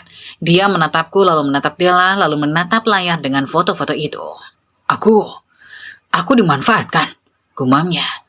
Della, kau? Saya minta maaf Mas Rasya. Della merangkak ke arah Rasya. Saya sayang sama Mas. Saya mau Mas tinggalin Mbak Marisa, tapi Mas nggak mau cerai. Mas bilang masih sayang sama Mbak, jadi saya buat Mas cemburu. Rasya mundur. Kau yang mulai semua ini. Gosip tentang Marisa dan Renaldi, tentang mereka selingkuh, tentang anak itu. Della mengangguk terisak. Rasya memegangi kepalanya. Dia berteriak, bukan teriak marah tapi teriak frustasi. Teriak seorang pria yang sadar sudah dipermainkan. Aku bodoh. Aku beneran bodoh. Dia memukul-mukul kepalanya sendiri. Renaldi segera menahan tangannya. Stop. Jangan begitu. Aku dimanfaatin sama dia. Rasya menunjuk Della. Dan aku sudah hancurkan istriku sendiri. Istri yang baik. Istri yang setia. Istri yang... Dia menoleh ke arahku. Matanya merah, basah oleh air mata. Mar, maafin aku, Mar. Aku minta maaf. Aku nggak tahu kalau semua ini rekayasa dia. Aku memegang perutku. Kontraksi mulai terasa, tapi bukan itu yang paling sakit. Yang paling sakit adalah pengkhianatan ini. Mas selingkuh dengan dia. Saat aku hamil, saat aku berjuang membesarkan anak Mas selingkuh. Mar, itu hanya sekali. Hanya satu kali atau berkali-kali. Aku transfer 150 juta itu untuk apa? Untuk bayar diam dia. Rasya membuka mulut, tapi tidak ada suara. Della menangis semakin keras. Maaf, saya terima uang itu biar diam, biar nggak bilang siapa-siapa. Tapi saya tetap sebarkan gosip. Semua orang menghela nafas. Kekacauan yang luar biasa. Tiba-tiba aku merasakan sakit luar biasa di perutku. Aduh. Renaldi sigap memegangku. Mar, lo sakit? Perutku kontraksi. Mama segera berlari ke arahku. Kontraksi? Tapi masih 7 bulan, nak. Aku nggak tahu, Mah. Sakit banget. Papa segera berteriak. Panggil ambulan cepat. Kekacauan terjadi. Para staf keamanan mulai menggosongkan area. Renaldi menggendongku, berusaha membawaku keluar, tapi Rasya menghalangi jalan. Jangan bawa dia. Aku suaminya. Aku yang berhak. Berhak. Papa mendorong Rasya. Kau bilang anak itu bukan anakmu. Kau bilang istrimu murahan. Kau selingkuh di belakangnya. Dan sekarang kau bilang berhak. Aku minta maaf. Maafmu tidak berguna. Pergi. Rasya masih mencoba mendekat. Mar, biar aku yang antar. Jangan sentuh dia. Bentak Renaldi. Kau lihat dia kesakitan. Ini karena stres. Ini karena ulahmu. Karena ulah selingkuhanmu. Dua satpam menarik Rasya mundur. Dia meronta, berteriak memanggil namaku. Tapi suaraku sudah hilang. Aku hanya bisa meringis kesakitan di gendongan Renaldi. Saat kami melewati pintu ballroom, aku sempat melihat Della masih berlutut di lantai, menangis. Dan Rasya dengan wajah hancur berusaha melepaskan diri dari cengkeraman satpam. Marisa, maafkan aku Marisa. Suaranya semakin menjauh. Dan aku hanya bisa memegang perutku, berdoa semoga bayiku selamat. Di mobil ambulan Renaldi duduk di sampingku, tangannya memegang tanganku. Lo kuat Mar, lo pasti kuat. Aku menangis, bukan karena sakit tapi karena hancur. Ray, dia selingkuh Ray. Renaldi menghela nafas berat. Gue tahu Mar, gue tahu. Padahal aku gak pernah. Aku selalu setia. Lo istri yang baik, Mar. Terlalu baik buat dia. Aku memejamkan mata. Air mata terus mengalir. Di luar, sirine ambulan meraung. Di dalam hatiku menjerit. Dan aku hanya bisa bertanya, kenapa? Mengapa harus begini? Aku membuka mata di ruang putih yang dingin. Baunya khas, obat, alkohol, dan sesuatu yang steril. Rumah sakit. Aku di rumah sakit. Perlahan ingatan itu kembali. Acara kantor, teriakan Rasya, tuduhan itu, pengakuan Della, foto-foto perselingkuhan, dan kemudian kontraksi. Perutku. Aku segera meraba perutku. Masih membuncit, syukurlah. Tapi kenapa aku tidak merasakan gerakan? Bayiku, suaraku serak. Tenang nak, bayimu selamat. Mama, wajah mama muncul di sampingku. Matanya sembab tapi dia tersenyum, senyum lega. Bayimu selamat, dokter bilang kontraksi dini karena stres berat. Tapi mereka berhasil menghentikannya. Kamu harus bed rest total sekarang. Tidak boleh banyak bergerak, tidak boleh stres. Aku menghela nafas panjang, merasa lega. Tapi lega itu segera berganti dengan perasaan lain. Sakit, bukan sakit fisik tapi sakit hati. Mama, Mas Rasya. Wajah mama langsung berubah, senyumnya hilang, berganti ekspresi keras. Jangan sebut nama itu. Ma, jangan Mar, mama belum bisa. Mama belum bisa memaafkan dia. Aku diam. Mama menarik kursi, duduk di sampingku. Tangannya meraih tanganku, mengelusnya dengan lembut. Kamu istirahat dulu, jangan mikirin apa-apa. Yang penting kamu dan bayimu sehat. Mama, aku ingin tahu. Nanti, semuanya nanti. Sekarang kamu istirahat dulu. Mama menekan tombol di samping tempat tidur. Tempat tidurku perlahan menurun, membuatku lebih berbaring. Aku memejamkan mata, tapi di balik kelopak mataku yang muncul hanya satu wajah, Rasya dan Della berciuman. Air mataku mengalir lagi. 2 jam kemudian aku terbangun karena suara pintu dibuka. Papa masuk, diikuti Renaldi. Wajah papa tegang, tapi begitu melihat mataku terbuka, dia mencoba tersenyum. Sudah sadar, nak? Aku mengangguk lemah. Pak, maaf, sudah bikin repot. Repot? Kamu pikir papa repot? Papa duduk di sisi lain tempat tidurku. Kamu anak papa, satu-satunya. Kalau kamu kenapa-napa, papa nggak tahu harus bagaimana. Matanya berkaca-kaca, aku jarang melihat papa menangis. Tapi hari ini dia hampir saja menangis. Maaf, Pak. Jangan minta maaf, bukan salahmu. Papa menghela nafas. Salah papa juga. Papa tahu ada yang nggak beres dengan pernikahanmu. Tapi papa pikir kamu bisa handle sendiri. Papa pikir dia akan berubah. Aku tertunduk. Aku juga berpikir begitu, Pak. Renaldi mendekat. Wajahnya lelah. Lingkaran hitam di bawah matanya. Jasnya sudah tidak rapi. Dasinya longgar. Dia pasti tidak tidur semalaman. Gue udah ngomong sama dokter Mar. Lo harus bed rest total minimal 2 minggu. Gak boleh kerja. Gak boleh stres. Gak boleh banyak gerak. Bayi lo selamat karena cepat ditangani. Tapi kalau lo gak jaga diri, bisa bahaya. Aku mengangguk. Makasih, Re. Lo udah nganter gue kemarin. Lo sepupu gue, udah sepantasnya. Papa menatap Renaldi. Kau juga istirahat, jaga Marisa bergantian dengan kami. Iya, Om. Tapi aku tunggu sampai Della.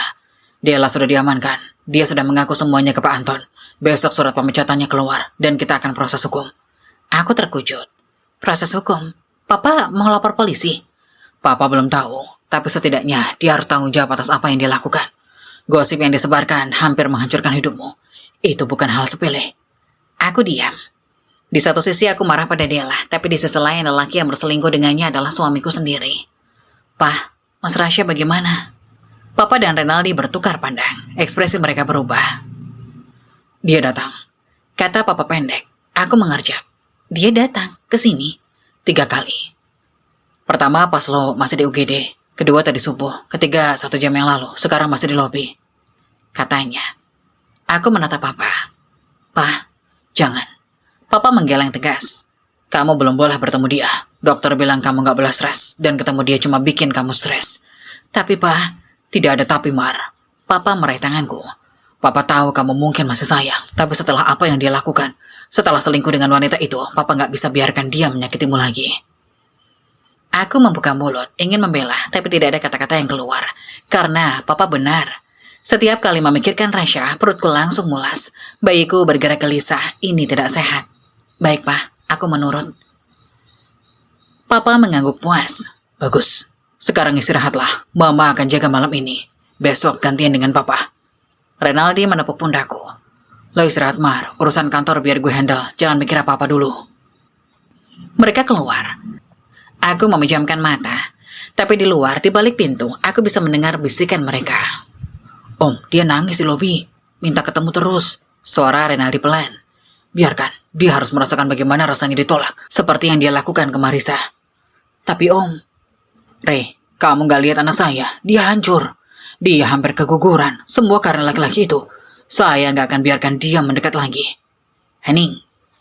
Lalu suara langkah menjauh. Aku menangis diam-diam. Malam harinya, Mama menjaga di sampingku. Beliau membaca buku. Sesekali mengecek infusku. Aku pura-pura tidur. Tapi sebenarnya aku memikirkan pesan-pesan yang masuk ke ponselku. Aku tidak berani membuka ponsel, tapi rasa penasaran mengalahkannya. Saat Mama ke toilet, aku meraih ponsel dari laci nakas. Aku membukanya. 1247 pesan dari Raisya. Mataku membelalak. 1247? Apa dia gila? Pesan pertama dikirim semalam setelah kejadian di ballroom. Mar, aku minta maaf. Aku bodoh. Aku nggak tahu kalau semua ini jebakan Della. Pesan berikutnya beberapa menit kemudian. Mar, please angkat teleponku. Aku cuma mau dengar suara kamu. Aku mau pastiin kamu selamat. Pesan demi pesan, pagi, siang, malam tidak berhenti. Mar, aku tahu aku salah, aku selingkuh, tapi itu cuma sekali. Dan itu sebelum kamu hamil. Aku sudah putus sama dia sejak tahu kamu hamil. Tapi dia terus-terusan mengancam, mau buka rahasia kalau aku nggak bayar. Mar, aku nggak cinta sama dia lah. Dia cuma... Aku lemah, aku mabuk, aku nggak tahu harus gimana. Tapi aku nggak pernah berhenti cinta sama kamu. Mar, please balas. Satu pesan saja, biar aku tahu kamu dan bayi selamat. Mar, aku di lobi rumah sakit.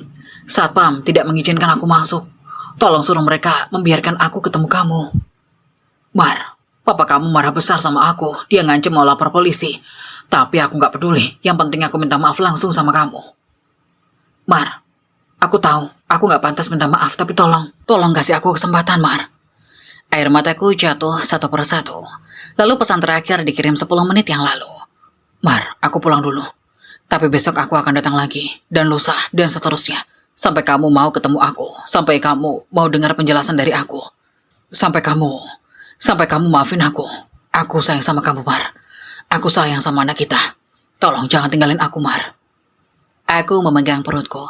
Bayiku bergerak seperti ikut merasakan emosiku. Mama harus gimana, nak? Bisikku. Ayah kamu jahat, tapi dia minta maaf. Bayiku menendang, seperti bilang, Mama yang tahu. Pintu kamar terbuka, mamaku masuk. Kamu bangun, mau minum. Aku cepat-cepat menyembunyikan ponsel. Enggak, Ma, cuma kegerahan. Mama mengangguk, dia duduk lagi, mengambil bukunya, tapi sebelum membaca dia menatapku. Mar, Mama tahu kamu mungkin baca pesan-pesan dia. Aku tersentak. Mama nggak melarang, tapi ingat nak, orang yang benar-benar menyesal itu tidak hanya ngomong, dia membuktikan. Dan dia belum buktikan apa-apa, yang dia lakukan cuma minta maaf berulang-ulang. Aku diam. Sekarang istirahatlah, urusan dia urusan nanti. Yang penting kamu dan bayimu sehat. Mama kembali membaca, aku memejamkan mata. Tapi di kepalaku, 1000 pesan itu terus terngiang. 2 hari kemudian kondisiku mulai stabil. Dokter mengizinkanku duduk, asalkan tidak terlalu lama. Mama dan Papa bergantian menjagaku. Renaldi datang setiap sore, membawa laporan kantor dan gosip-gosip terkini. Kakek, Papa lo resmi lapor ke polisi. Della udah ditahan untuk dimintai keterangan. Gosip yang dia sebarkan termasuk pencemaran nama baik. Aku menghela napas. Rey, apa enggak keterlaluan? Keterlaluan? Renaldi mengangkat alis. Mar, lo hampir keguguran. Lo dihina di depan ribuan orang. Semua karena otak gila dia. Keterlaluan apanya coba? Aku diam. Dia ada benarnya. Terus, Mas Raisya? Renaldi menghela nafas panjang. Dia masih datang tiap hari. Duduk di lobi dari pagi sampai malam. Satpam sudah hafal wajah dia. Kadang bawa bunga, kadang bawa mainan buat bayi. Semua ditolak, gak boleh masuk. Hatiku perih. Dia di sana sekarang. Iya, di lobi. Duduk sendirian kayak orang hilang. Aku menatap jendela. Di luar langit mulai gelap. Hujan turun rintik-rintik. Rey, kalau aku, jangan. Renaldi memotong cepat. Gue tahu lo mau bilang apa, tapi jangan. Gue lihat sendiri apa yang dia lakuin ke lo. Gue nggak rela lo kembali ke dia cuma karena dia kelihatan kasihan. Tapi Ray, Mar, lo inget gak waktu dia marah-marah karena gue antar lo pulang? Waktu dia bentak lo di apartemen? Waktu dia pegang lo dengan kasar sampai biru? Itu bukan cuma karena hasutan Della, itu karena dia emang punya sifat kasar. Della cuma manfaatin. Aku terdiam. Kata-kata Renaldi menusuk. Lo boleh maafin dia, tapi jangan kembali. Setidaknya jangan sekarang. Lo harus lihat dulu, apakah dia beneran berubah atau cuma acting karena takut kehilangan lo. Aku menghela nafas. Kapan lo jadi bijak gini, Ray? Dia tersenyum tipis. Sejak lihat sepupu gue nangis setiap malam. Aku tertawa kecil. Tawa pertama dalam beberapa hari. Makasih, Ray. Sama-sama. Sekarang istirahat. Gue temenin sampai mama lo datang. Aku mengangguk, memejamkan mata. Tapi di luar, di lobi rumah sakit, seorang pria duduk sendirian. Basah kuyup kehujanan, matanya sembab. Tangannya memegang boneka beruang kecil. Dia menunggu istri yang mungkin tidak akan menemuinya lagi. 2 hari kemudian aku diperbolehkan pulang. Papa menjemputku dengan mobil, bukan ambulan, tapi mobil keluarga. Alphard hitam yang biasa dipakai untuk acara-acara resmi. Aku protes. "Pak, pakai mobil biasa aja. Ini terlalu mencolok." "Kamu baru keluar rumah sakit, nak. Harus nyaman." "Mobil biasa juga nyaman, Pak." Papa menatapku. "Mar, sudah saatnya kamu berhenti bersembunyi. Seluruh karyawan sudah tahu siapa kamu. Semua orang sudah tahu. Gak perlu lagi pura-pura." Aku diam. Papa benar. Tidak perlu lagi pura-pura. Saat mobil keluar dari gerbang rumah sakit, aku melihatnya. Rasya. Duduk di bangku taman dekat pintu keluar. Kepala menunduk, pakaiannya kusut, wajahnya tak bercukur. Di pangkuannya boneka beruang kecil, boneka yang sama seperti minggu lalu. Dia mendongak saat mobilku lewat. Mata kami bertemu sekian detik. "Mar." Dia berlari mengejar mobil, tapi Papa menyuruh sopir tancap gas.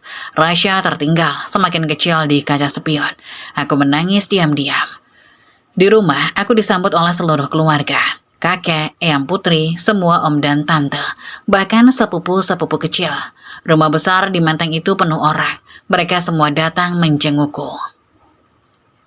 "Cucu kakek." Kakek memelukku erat. "Maafin kakek. Kakek tahu dari awal laki-laki itu gak baik.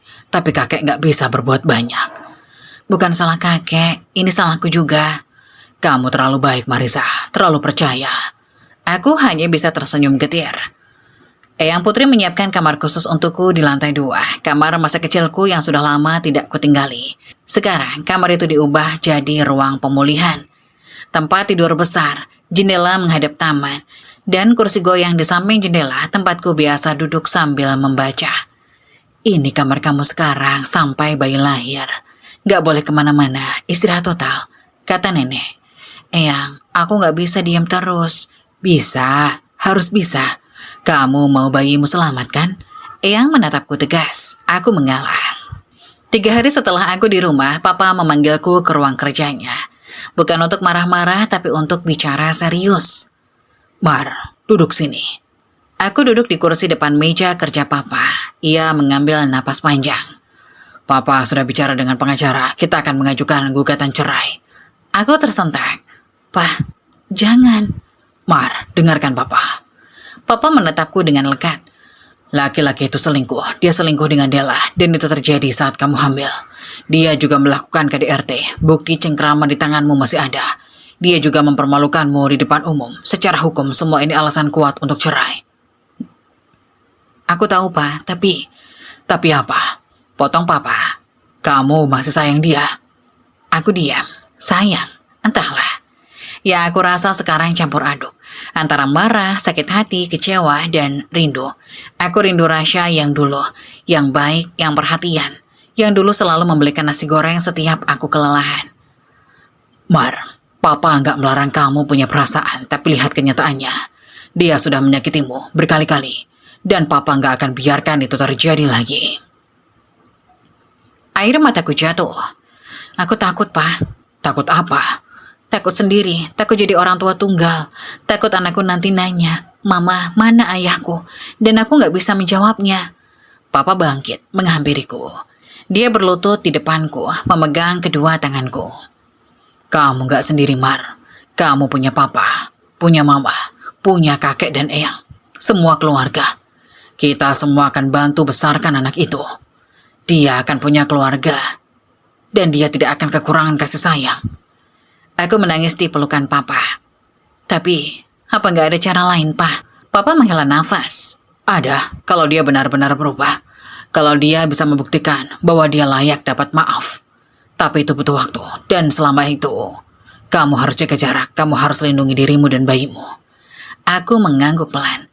Papa akan proses gugatan cerai, tapi keputusan akhir tetap di tanganmu. Kalau kamu merasa dia layak mendapat kesempatan kedua, Papa tidak akan menghalangi. Asalkan kamu sendiri yakin. Aku terdiam. Yakin? Apa aku yakin? 2 minggu kemudian, surat gugatan cerai resmi dilayangkan. Pengacara keluarga mengurus semuanya. Aku bahkan tidak perlu datang ke pengadilan. Cukup diwakili. Tapi Rasya, sebagai tergugat harus hadir. Renaldi datang ke rumahku setelah sidang pertama. Gimana, Ri? Tanyaku cemas. Dia menghela nafas. Dia datang sendirian, pakaiannya rapi. Rambut dipotong, jenggot dicukur, kayak mau ngelamar kerja. Aku tersenyum getir. Dia gak ngelawan, Mar. Dia terima semua gugatan. Gak minta harta gunung gini, gak minta hak asuh, gak minta apa-apa. Dia cuma bilang satu hal. Apa? Renaldi menatapku. Dia bilang, saya terima semua ini, saya pantas mendapatkan. Tapi tolong katakan ke Marisa, saya akan terus berusaha jadi yang lebih baik. Sampai dia percaya sama saya lagi. Aku menunduk, hatiku terasa perih. Sidang kedua, seminggu kemudian, Rasya datang lagi. Kali ini dengan ibunya, Butari. Butari menangis di ruang sidang. Bukan histeris, tapi tangis lirih seorang ibu yang hancur melihat anaknya juga hancur. Pak, Bu, saya minta maaf. Katanya pada papa dan mama yang hadir. Saya gagal mendidik anak. Saya minta maaf atas semua yang dilakukan Rasya. Mama yang tadinya keras sedikit melunak. Bukan salah ibu. Rasya sudah dewasa. Dia bertanggung jawab atas perbuatannya sendiri. Saya tahu, Bu, tapi sebagai ibu saya tetap merasa gagal. Kedua ibu itu saling pandang, ada keheningan yang berat. Butari kemudian memohon.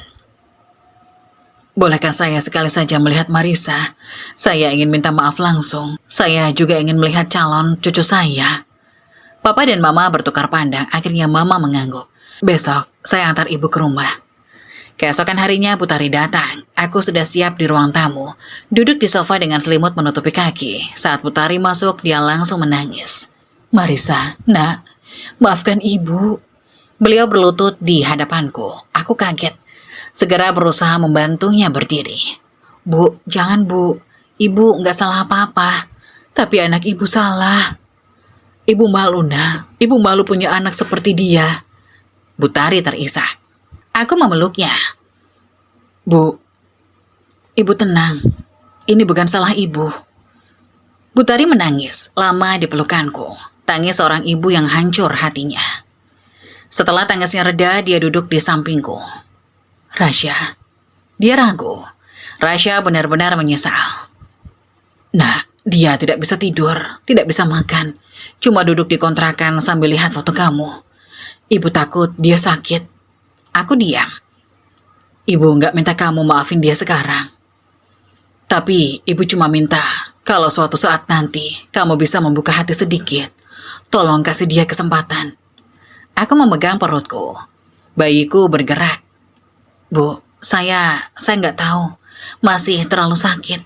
Butari mengangguk. Ibu mengerti. Ibu cuma bisa berdoa yang terbaik buat kamu dan bayi. 1 bulan kemudian, sidang ketiga digelar. Putusan cerai dibacakan. Hakim mengabulkan gugatan cerai dengan alasan KDRT dan perselingkuhan yang terbukti. Rasya dinyatakan sebagai pihak yang bersalah. Aku resmi menyandang status janda. Saat putusan dibacakan, Rasya menangis di kursi pesakitan. Bukan pura-pura, tapi tangis sesungguhnya. Dia menoleh ke arahku yang hadir didampingi papa. Mar, maafin aku. Itu yang bisa dia ucapkan. Aku hanya diam. Air mataku mengalir, tapi hatiku entahlah, antara hancur dan lega. Papa memegangi tanganku. Kamu kuat, nak. Aku mengangguk. Di luar ruang sidang, wartawan sudah menunggu. Berita perceraian ini sudah tersebar luas, tapi Papa sudah menyiapkan tim keamanan. Kami keluar lewat pintu belakang, menghindari kerumunan. Di dalam mobil, aku memandangi cincin di jari manisku. Cincin kawin sederhana yang Rasya beli dengan tabungannya dulu. Perlahan, aku melepasnya dan menyimpannya di dalam tas. Untuk apa? Entahlah, mungkin untuk kenangan, mungkin untuk pengingat bahwa cinta yang indah bisa berakhir dengan cara yang menyakitkan. Malam harinya, aku menerima pesan terakhir dari Rasya. Mar, aku terima putusan ini. Aku pantas mendapatkannya. Tapi aku tidak akan berhenti berusaha jadi lebih baik. Bukan untuk kamu kembali, tapi untuk anak kita. Suatu hari nanti, kalau dia tanya siapa ayahnya, aku ingin bisa bilang bahwa ayahnya sudah berubah. Aku sayang kalian, meski kalian mungkin gak percaya padaku lagi. Aku membaca pesan itu berulang-ulang, lalu menghapusnya. Bukan karena benci, tapi karena aku harus move on. Demi diriku, demi bayiku. Hidup harus terus berjalan. 2 bulan setelah perceraian, aku melahirkan. Prosesnya tidak mudah. Bayiku yang kini kuberi nama Alice, lahir prematur di usia kehamilan 35 minggu. Dokter bilang itu efek dari stres berkepanjangan yang aku alami selama bulan-bulan terakhir kehamilan. Bayinya sehat, Bu, kata dokter setelah operasi sesar. Tapi karena prematur, perlu perawatan khusus di inkubator selama beberapa minggu ya. Aku menangis saat pertama kali melihatnya. Mungil sekali. Beratnya hanya 2,3 kilogram. Kulitnya kemerahan, rambutnya tipis, dan tangannya sekecil ibu jari orang dewasa. Tapi dia menangis kuat. Suara tangisannya memenuhi ruang bersalin. Itu pertanda baik, kata suster tersenyum. Bayi prematur yang menangis kuat artinya paru-parunya bagus. Mama dan papa bergantian menjagaku di rumah sakit. Kakek dan eyang Putri juga datang hampir setiap hari. Renaldi selalu mampir sepulang kerja, membawakan makanan dan hadiah untuk Alice. Cantik banget, kata Renaldi sambil menggendong Alice dengan hati-hati. Mirip lo, Mar. Masa? Matanya sipit gini?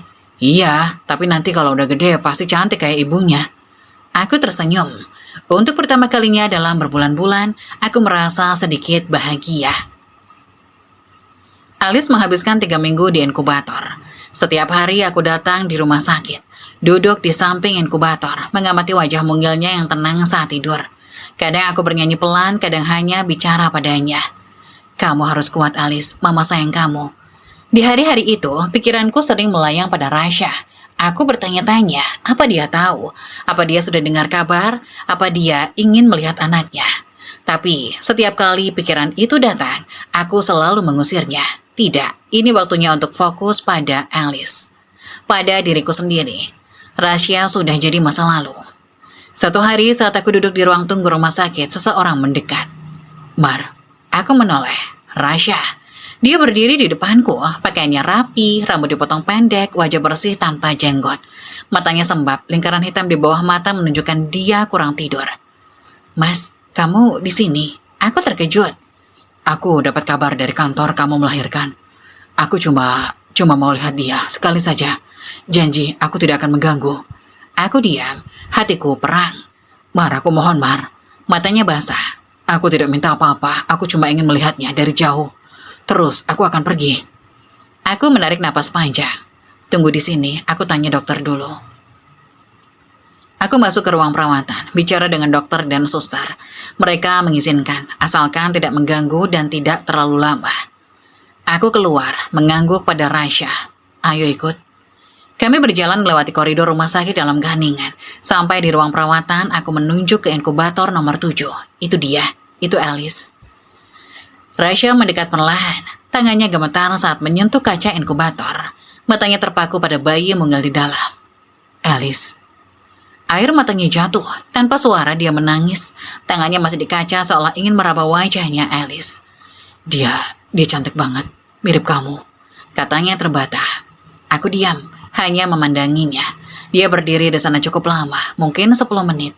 Tidak bicara apa-apa, hanya menatap Alice. Sesekali tersenyum. Meski air matanya terus mengalir. Akhirnya dia berbalik. Makasih, Mar. Makasih sudah ngasih aku lihat dia. Dia mengusap air matanya. Aku pergi sekarang. Janji aku tidak akan mengganggu lagi. Dia berjalan meninggalkanku. Langkahnya berat tapi dia tidak menoleh. Aku kembali ke samping inkubator. Alice masih tidur pulas. Tidak tahu bahwa ayahnya baru saja melihatnya untuk pertama kali. Alice akhirnya dibolehkan pulang setelah beratnya mencapai 2,5 kilogram. Hari itu adalah hari bahagia. Seluruh keluarga berkumpul di rumah besar di Menteng. Eyang Putri sudah menyiapkan kamar bayi yang cantik, warna pastel, ranjang bayi dengan kelambu, rak buku penuh boneka, dan lampu gantung berbentuk bintang. "Ini kamar Alice," kata Eyang bangga. "Eyang siapkan dari 2 bulan lalu." Aku memeluknya. "Makasih, Eyang." Alice terbangun sebentar, matanya yang bulat memandangi sekeliling. Dia menguap lucu, lalu tidur lagi. Semua orang tertawa. Hari-hari setelahnya adalah masa penyesuaian. Menjadi ibu baru tidaklah mudah, apalagi ibu tunggal yang tinggal di rumah orang tua. Aku harus belajar segalanya dari awal. Menyusui, mengganti popok, memandikan bayi, menenangkannya saat rewel di malam hari. Kadang aku kewalahan, apalagi saat Alice menangis terus dan aku tidak tahu penyebabnya. Tapi Mama selalu ada. Setiap malam, beliau datang ke kamarku, membantu menenangkan Alice. "Sudah, Mama yang gendong, kamu istirahatlah." "Ma, aku nggak tega. Kamu baru operasi, harus istirahat. Biar Mama ya." Aku bersyukur punya Mama. Papa juga tak kalah perhatian. Setiap pagi sebelum berangkat kerja, dia selalu mampir ke kamarku, mencium keningku dan mengelus kepala Alice. "Cucu Papa, cantik sekali," bisiknya. Bahkan kakek yang biasanya sibuk dengan urusan perusahaan, kini sering duduk berlama-lama di ruang keluarga sambil menggendong Alice. Eyang Putri sampai cemburu. "Kakeknya nggak pernah segitu perhatiannya sama anak-anak dulu," goda Eyang. Kakek cuma nyengir. "Ini cucu pertama, beda." Renaldi juga sering datang. Dia jago menimang Alice. Anehnya Alice selalu tenang dalam gendongannya. "Lo punya bakat jadi ayah?" candaku suatu hari. Renaldi tersenyum. "Mungkin, tapi gue masih belum siap nikah. Anak lo aja dulu yang gue rawat. Jangan bikin dia manja, Rey. Biarin, tugas Om memang bikin keponakannya manja." Kami tertawa bersama. Untuk pertama kalinya aku merasa hidup mulai normal lagi. Tapi jadi ibu baru di rumah orang tua juga punya tantangan sendiri. Kadang aku merasa seperti anak kecil lagi. Mama masih suka mengatur, mulai dari jam makan, jam tidur, sampai cara aku menyusui Alice. Aku tahu itu karena sayang, tapi kadang aku merasa tidak punya kendali atas hidupku sendiri. "Mah, aku bisa urus Alice sendiri," protesku suatu hari. Mama menatapku. "Mama tahu, tapi biarkan ibu membantu. Kamu masih butuh waktu untuk pulih." "Aku udah pulih, Ma." "Pulih fisik tapi hati?" Mama menghela nafas. "Mama tahu kamu masih sedih. Mama tahu kamu masih mikirin dia. Tapi Mama gak akan biarkan kamu tenggelam dalam kesedihan. Makanya, Mama sibukkan kamu dengan Alice." Aku dia, Mama benar. Setiap malam saat Alice tidur, pikiranku sering melayang pada Rasya, pada masa lalu, pada semua kenangan. "Mah, aku gak tahu kapan aku bisa move on." Mama memelukku. "Gak apa-apa, Nak, butuh proses. Yang penting kamu gak berhenti berusaha." Suatu sore, Reynaldi datang dengan wajah serius. "Mar, gue dengar dari papa lo, Rasya sekarang kerja serabutan." Aku diam, menunggu. Dia dipecat dari mana-mana, karena kabar fitnahnya ke lo nyebar ke semua perusahaan. Gak ada yang mau terima dia. Terus, Reynaldi mengambil nafas. Dia sekarang jadi supir taksi online, kadang ojek, hidupnya susah. Ibunya, Bu Tari, masih jualan nasi uduk, tapi katanya dagangannya sepi, karena orang tahu dia ibu dari Rasya. Aku masih diam. Ali sedang tidur di gendonganku. "Lo gak ngerasa kasihan?" Aku menatap Renaldi.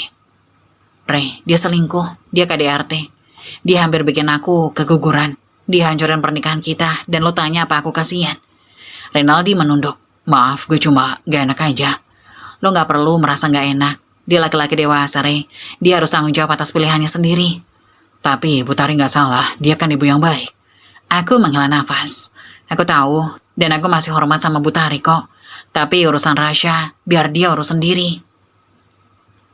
Renaldi mengangguk. "Lo benar." Alice tiba-tiba bergerak gelisah. Mungkin karena nadaku yang naik. Aku menenangkan, membelai kepalanya yang mungil. "Re, lihat dia." Aku menunjuk Alice. "Dia alasan aku bertahan. Dia alasan aku kuat. Demi dia, aku gak akan mundur ke belakang. Aku hanya akan maju ke depan."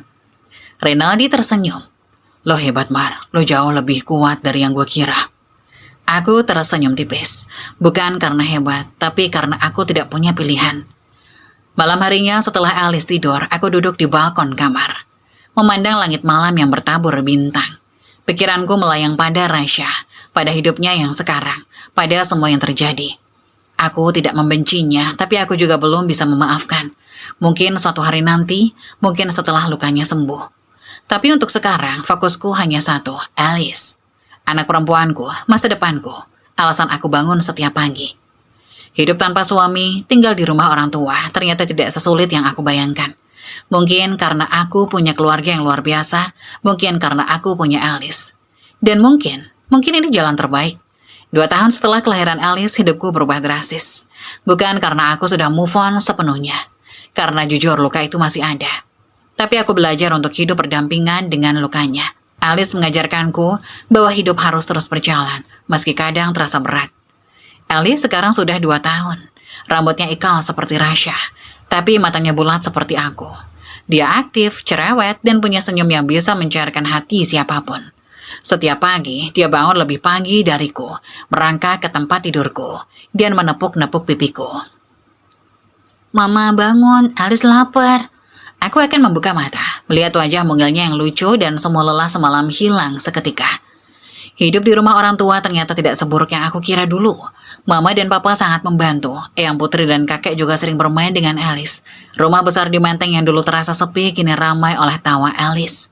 Tapi ada satu hal yang menggangguku. Aku merasa jadi beban, kataku suatu malam pada Mama. Mama menatapku heran. Beban? Kamu pikir kamu beban? Mah, umurku 28 tahun, masih tinggal di rumah orang tua, gak kerja, hanya mengandalkan uang dari papa. Mama meletakkan buku yang sudah dibacanya. Mar, kamu baru saja melahirkan dan bercerai dalam waktu berdekatan. Kamu butuh waktu untuk pulih. Itu 2 tahun lalu, Ma. Sekarang aku sudah pulih. Aku ingin melakukan sesuatu, bukan cuma jadi ibu rumah tangga di rumah orang tua. Mama diam sebentar, lalu tersenyum.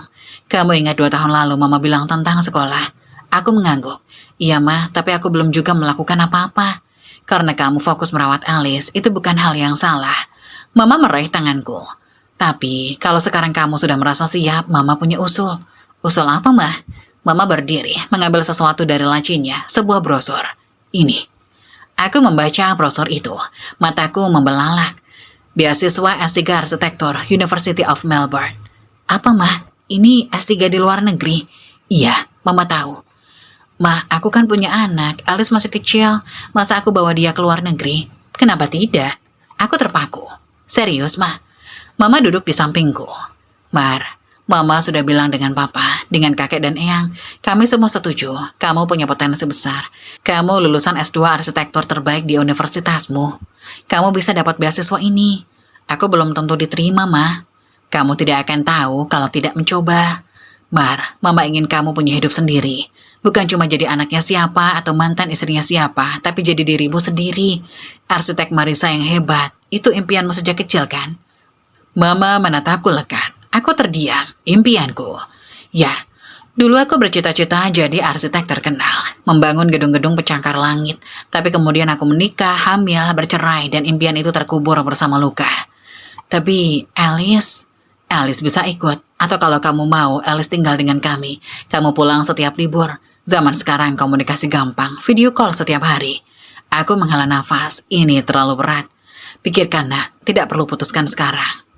Malam itu aku tidak bisa tidur. Aku memandangi Alice yang tidur di sampingku. Wajahnya tenang, sesekali tersenyum dalam tidur. Tangannya mungil memegang jempol, kebiasaannya sejak bayi. Alice, Mama harus bagaimana? Bisikku. Dia tidak menjawab, hanya bergerak sedikit lalu tidur lagi. Keesokan harinya aku bicara dengan Papa. Pah, tentang tawaran Mama. Papa menghela nafas. Mar, Papa dukung apapun keputusanmu, tapi Papa ingin kamu tahu sesuatu. Apa, Pak? Papa mengambil nafas panjang. Dulu, sebelum kamu lahir, Mama juga punya impian. Dia ingin jadi dokter, tapi dia memilih berhenti kuliah saat hamil kamu. Dia mengorbankan impiannya demi keluarga. Aku terkejut. Mama, aku tidak tahu. Karena Mama tidak pernah bilang. Dia tidak mau kamu merasa bersalah. Papa menatapku. Papa tidak ingin hal yang sama terjadi padamu. Kamu masih muda, masih banyak waktu. Jangan korbankan impianmu demi apapun, termasuk demi Alice. Karena kalau kamu bahagia dan sukses, Alice juga pasti akan bangga. Aku menangis. Papa memelukku. Coba dulu. Kalau gagal, tidak apa-apa. Tapi kalau sukses, itu akan mengubah hidupmu, Nak. 2 minggu kemudian, aku mengirimkan aplikasi beasiswaku. Aku tidak bilang pada siapapun kecuali Mama dan Papa. Aku tidak ingin berharap terlalu tinggi. Lagi pula saingannya pasti berat. S3 arsitektur di Melbourne adalah impian banyak orang. Selama menunggu aku sibuk dengan Alice, mengajarinya berjalan, berbicara, dan mengenal dunia. Dia anak yang cerdas, cepat menyerap apapun yang kuajarkan. Ma, itu apa? Tanyanya suatu hari sambil menunjuk langit. Itu pesawat sayang. Mau naik pesawat. Suatu hari nanti ya, insya Allah. Alice bertepuk tangan. Alice mau naik pesawat sama mama. Aku tersenyum, tapi dalam hati bertanya-tanya. Mungkin impian itu akan terwujud lebih cepat dari yang kukira. 3 bulan kemudian, sebuah amplop tebal tiba di rumah. Aku melihat logo University of Melbourne di pojok kiri atas. Jantungku berdegup kencang. Mama, Papa, teriakku. Mama dan Papa berlari masuk, juga kakek dan eyang yang kebetulan sedang berkunjung. Ada apa, nak? Kenapa? Tanya Mama panik. Ini surat dari Melbourne. Semua orang diam. Aku membuka amplop dengan tangan gemetar. Kubaca surat itu sekali, 2 kali, 3 kali. Terima. Aku tidak bisa melanjutkan. Terima apa? Desak Papa. Air mataku jatuh. Diterima, aku diterima dengan beasiswa penuh. Mama menjerit bahagia. Papa mengangkatku dan memutar-mutarku seperti dulu waktu aku kecil. Kakek tertawa keras. Eyang Putri menangis haru. Selamat, nak. Selamat. Alice yang tidak mengerti apa yang terjadi ikut-ikutan bertepuk tangan. Mama senang. Alice ikut senang. Aku menggendongnya, mencium pipinya berkali-kali. Alice, Mama mau kasih tahu sesuatu. Apa, Ma? Mama akan sekolah di negeri seberang, di tempat yang jauh. Kamu mau ikut Mama? Alice mengerjap. Jauh di mana? Pakai pesawat? Iya sayang, naik pesawat. Alice mau naik pesawat. Dia bertepuk tangan lagi. Aku menatap Mama dan Papa, mereka tersenyum. Kami akan jaga Alice kalau kamu kuliah. Kamu tidak perlu khawatir. Tapi aku ingin dia ikut, Ma, setidaknya untuk tahun pertama. Aku ingin menyusui dan merawatnya langsung. Mama dan Papa bertukar pandang, lalu Papa mengangguk. Baik, Papa akan urus semuanya. Visa sekolah, tempat tinggal, kamu fokus persiapan saja. Aku menangis lagi. Bahagia, sangat bahagia. Berita keberangkatanku ke Melbourne menyebar cepat di keluarga. Rinaldi datang dengan kado besar untuk Alice dan untukku. Lo hebat, Mar. Gue bangga jadi sepupu lo. Makasih, Re. Jaga kesehatan ya. Lo juga jangan lupa VC setiap minggu. Gue kangen lihat muka cemberut Alice. Alice yang mendengar namanya disebut langsung menoleh. Om Ray, Alice mau ikut Om Ray. Rinaldi tertawa, menggendongnya. Alice mau ikut Om. Om gak punya susu, sayang. Alice sudah gede, gak minum susu lagi. Semua orang tertawa. Di tengah persiapan, ada satu orang datang tanpa diundang. Rasha. Aku tahu kabar tentangnya dari Rinaldi. Hidupnya memang susah, kerja serabutan, kadang ojek, kadang jadi sopir taksi online. Ibunya, Butari, masih setia berjualan nasi uduk meski dagangannya sepi. Tapi aku tidak menyangka dia akan datang ke rumah. Mar, katanya dari balik pagar, wajahnya lebih tua dari usianya. Rambutnya mulai memutih di pelipis, badannya kurus. Aku keluar. Ada perlu apa? Dia menunduk. Aku dengar kamu mau berangkat ke luar negeri. S3 katanya. Iya. Selamat ya. Suaranya bergetar. Aku bangga sama kamu. Aku diam, tidak tahu harus berkata apa. Mar, aku cuma mau minta satu hal. Dia mengangkat kepala, matanya basah. Boleh aku lihat Alice sekali saja? Untuk terakhir kali sebelum kamu berangkat. Aku ragu. Tapi ada sesuatu di matanya, sesuatu yang membuatku tidak tega. Tunggu di sini. Aku masuk ke rumah, menggendong Alice yang sedang bermain dengan bonekanya. Alice, ada seseorang yang mau bertemu kamu. Siapa, Ma? Teman Mama. Aku membawanya ke pagar. Rasha melihat Alice dengan mata berkaca-kaca. Hai Alice. Sapanya pelan. Alice menatapnya heran. Om siapa? Aku dan Rasha bertukar pandang. Rasha tersenyum getir. Om teman Mama. Oh. Alice mengangguk lalu kembali asik dengan bonekanya. Rasha menatapku. Terima kasih Mar. Terima kasih sudah jadi ibu yang baik untuknya. Aku mengangguk. Aku akan selalu jadi ibu yang baik untuk Alice. Dia mengangguk lalu berbalik berjalan pergi. Alice bertanya, Mama, kenapa Om itu nangis? Aku memeluknya erat. Omnya sedih sayang. Kenapa sedih? Karena dia kehilangan sesuatu yang berharga. Oh, Alice juga sedih kalau kehilangan boneka. Aku tersenyum getir. Iya sayang, seperti itu. 2 minggu kemudian aku dan Alice berangkat ke Melbourne. Seluruh keluarga mengantar ke bandara. Mama menangis, papa tegar tapi matanya basah. Kakek dan eyang melambai-lambai dari kejauhan. Jaga diri baik-baik, nah, teriak mama. Iya mah, pasti. Renaldi mengacungkan jempol. Sukses ya, Profesor Marisa. Aku tertawa. Masih lama, Ray. Alice melambai-lambai dari dalam gendonganku. Da eyang, da kakek, da om Ray. Kami masuk ke dalam pesawat. Saat pesawat lepas landas, aku memandang keluar jendela. Jakarta semakin kecil di bawah sana. Mah, kita di atas awan, seru Alice takjub. Iya sayang, kita di atas awan. Alice menempelkan wajahnya ke kaca. Cantik. Aku tersenyum, memandangnya dengan penuh cinta. Disinilah aku memulai hidup baru. Bukan sebagai istri Rasya, bukan sebagai anak pemilik perusahaan, tapi sebagai Marisa, arsitek ibu dari Alice. Dan masa depan terbentang luas di depan kami. 2 tahun di Melbourne terasa seperti mimpi. Aku tidak menyangka bisa bertahan sejauh ini. Menjadi mahasiswa S3 sambil mengurus balita sendirian di negeri orang bukanlah hal mudah. Ada hari-hari di mana aku menangis karena lelah, karena rindu keluarga, karena Alice rewel dan aku harus begadang mengerjakan disertasi. Tapi aku bertahan, untuk Alice, untuk diriku sendiri. Alice sekarang sudah 4 tahun. Dia tumbuh menjadi anak cerdas dan periang, bilingual, bisa bahasa Indonesia dan Inggris dengan fasih. Di daycare, tempat dia belajar, semua guru menyayanginya. Di rumah, dia selalu setia menemani saat aku mengerjakan tugas, kadang dengan krayonnya menggambar di sampingku. Mama, Alice mau pulang ke Indonesia, katanya suatu hari. Aku mengelus rambut ikalnya. Kangen sama eyang dan kakek? Iya, kangen Om Ray juga. Aku tersenyum. Sebentar lagi kita pulang sayang. Mama tinggal sidang disertasi. Sidang apa mah? Ujian. Kayak ujiannya Alice di sekolah, tapi lebih susah. Alice mengangguk serius. Alice doain mama biar bisa. Dan doanya terkabul. Sidang disertasiku berjalan lancar. Aku lulus dengan predikat cum laude. Gelar doktor arsitektur. Resmi melekat di namaku. 2 minggu kemudian kami kembali ke Indonesia. Bandara Soekarno-Hatta ramai seperti biasa. Tapi di pintu kedatangan ada keramaian tersendiri. Seluruh keluarga datang menjemputku. Mama, papa, kakek, eyang, Renaldi, bahkan om dan tante. Alice, teriak mama begitu melihat kami. Alice berlari ke arahnya. Eyang, mereka berpelukan. Papa menggendong Alice, mencium pipinya berkali-kali. Kakek dan eyang bergantian memeluknya. Renaldi mengacak-acak rambut Alice. Lu kurusan, Mar, kata Renaldi padaku. Lu gendutan, Rey? Kami tertawa. Pelukan hangat dari keluarga terasa menyembuhkan semua lelah selama 2 tahun. Di perjalanan pulang, Papa memberiku kabar. Kakek mau ngomong sama kamu besok soal pekerjaan. Aku mengangkat Alice. Pekerjaan? Pak, aku baru pulang. Mau istirahat dulu. Nanti ngomonginnya sama kakek. Yang pasti ini tawaran bagus. Keesokan harinya aku dipanggil ke ruang kerja kakek di rumah. Marisa, duduk. Kakek tersenyum.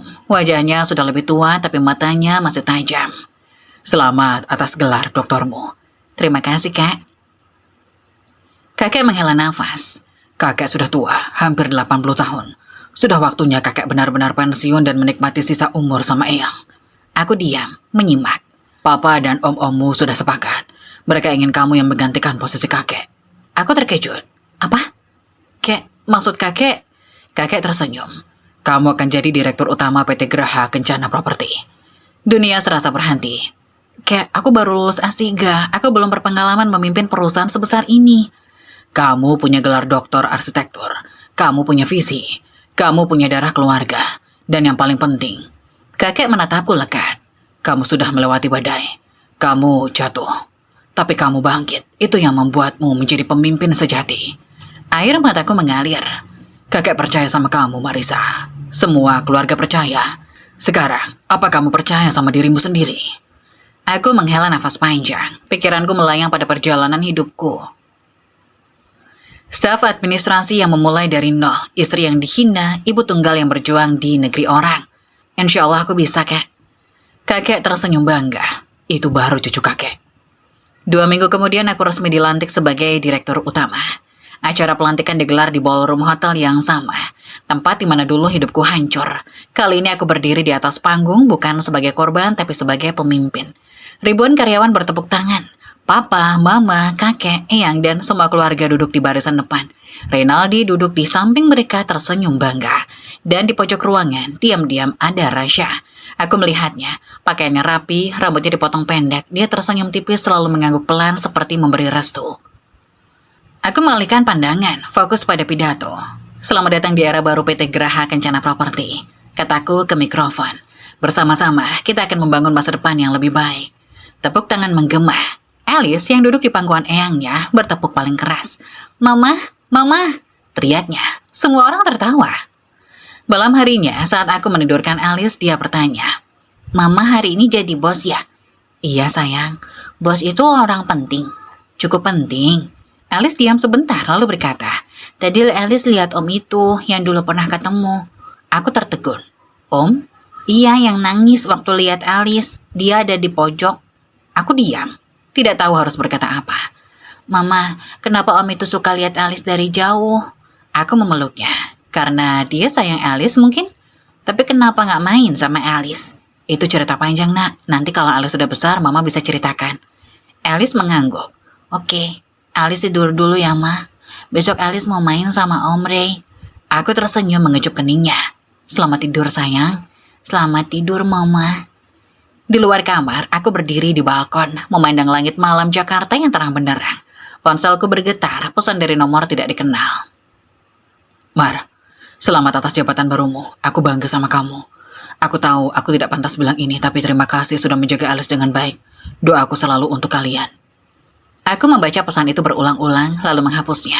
Bukan karena benci, tapi karena aku harus terus maju. Masa depan menungguku, masa depan menunggu Alice, dan hidup terus berjalan. Tamat.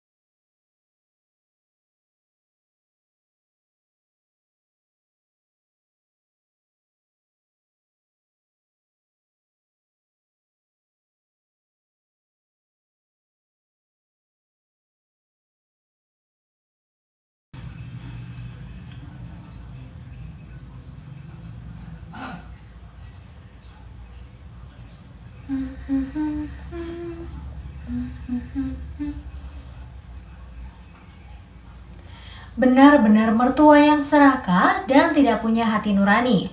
Menurut Bunda, apakah tindakan Laras membiarkan mereka terdampar di bandara sudah cukup setimpal atas keserakahan mereka tadi? Tulis pendapat Bunda di kolom komentar ya. Jangan lupa klik like, share, dan subscribe. Sampai jumpa di kisah berikutnya. Wassalamualaikum warahmatullahi wabarakatuh.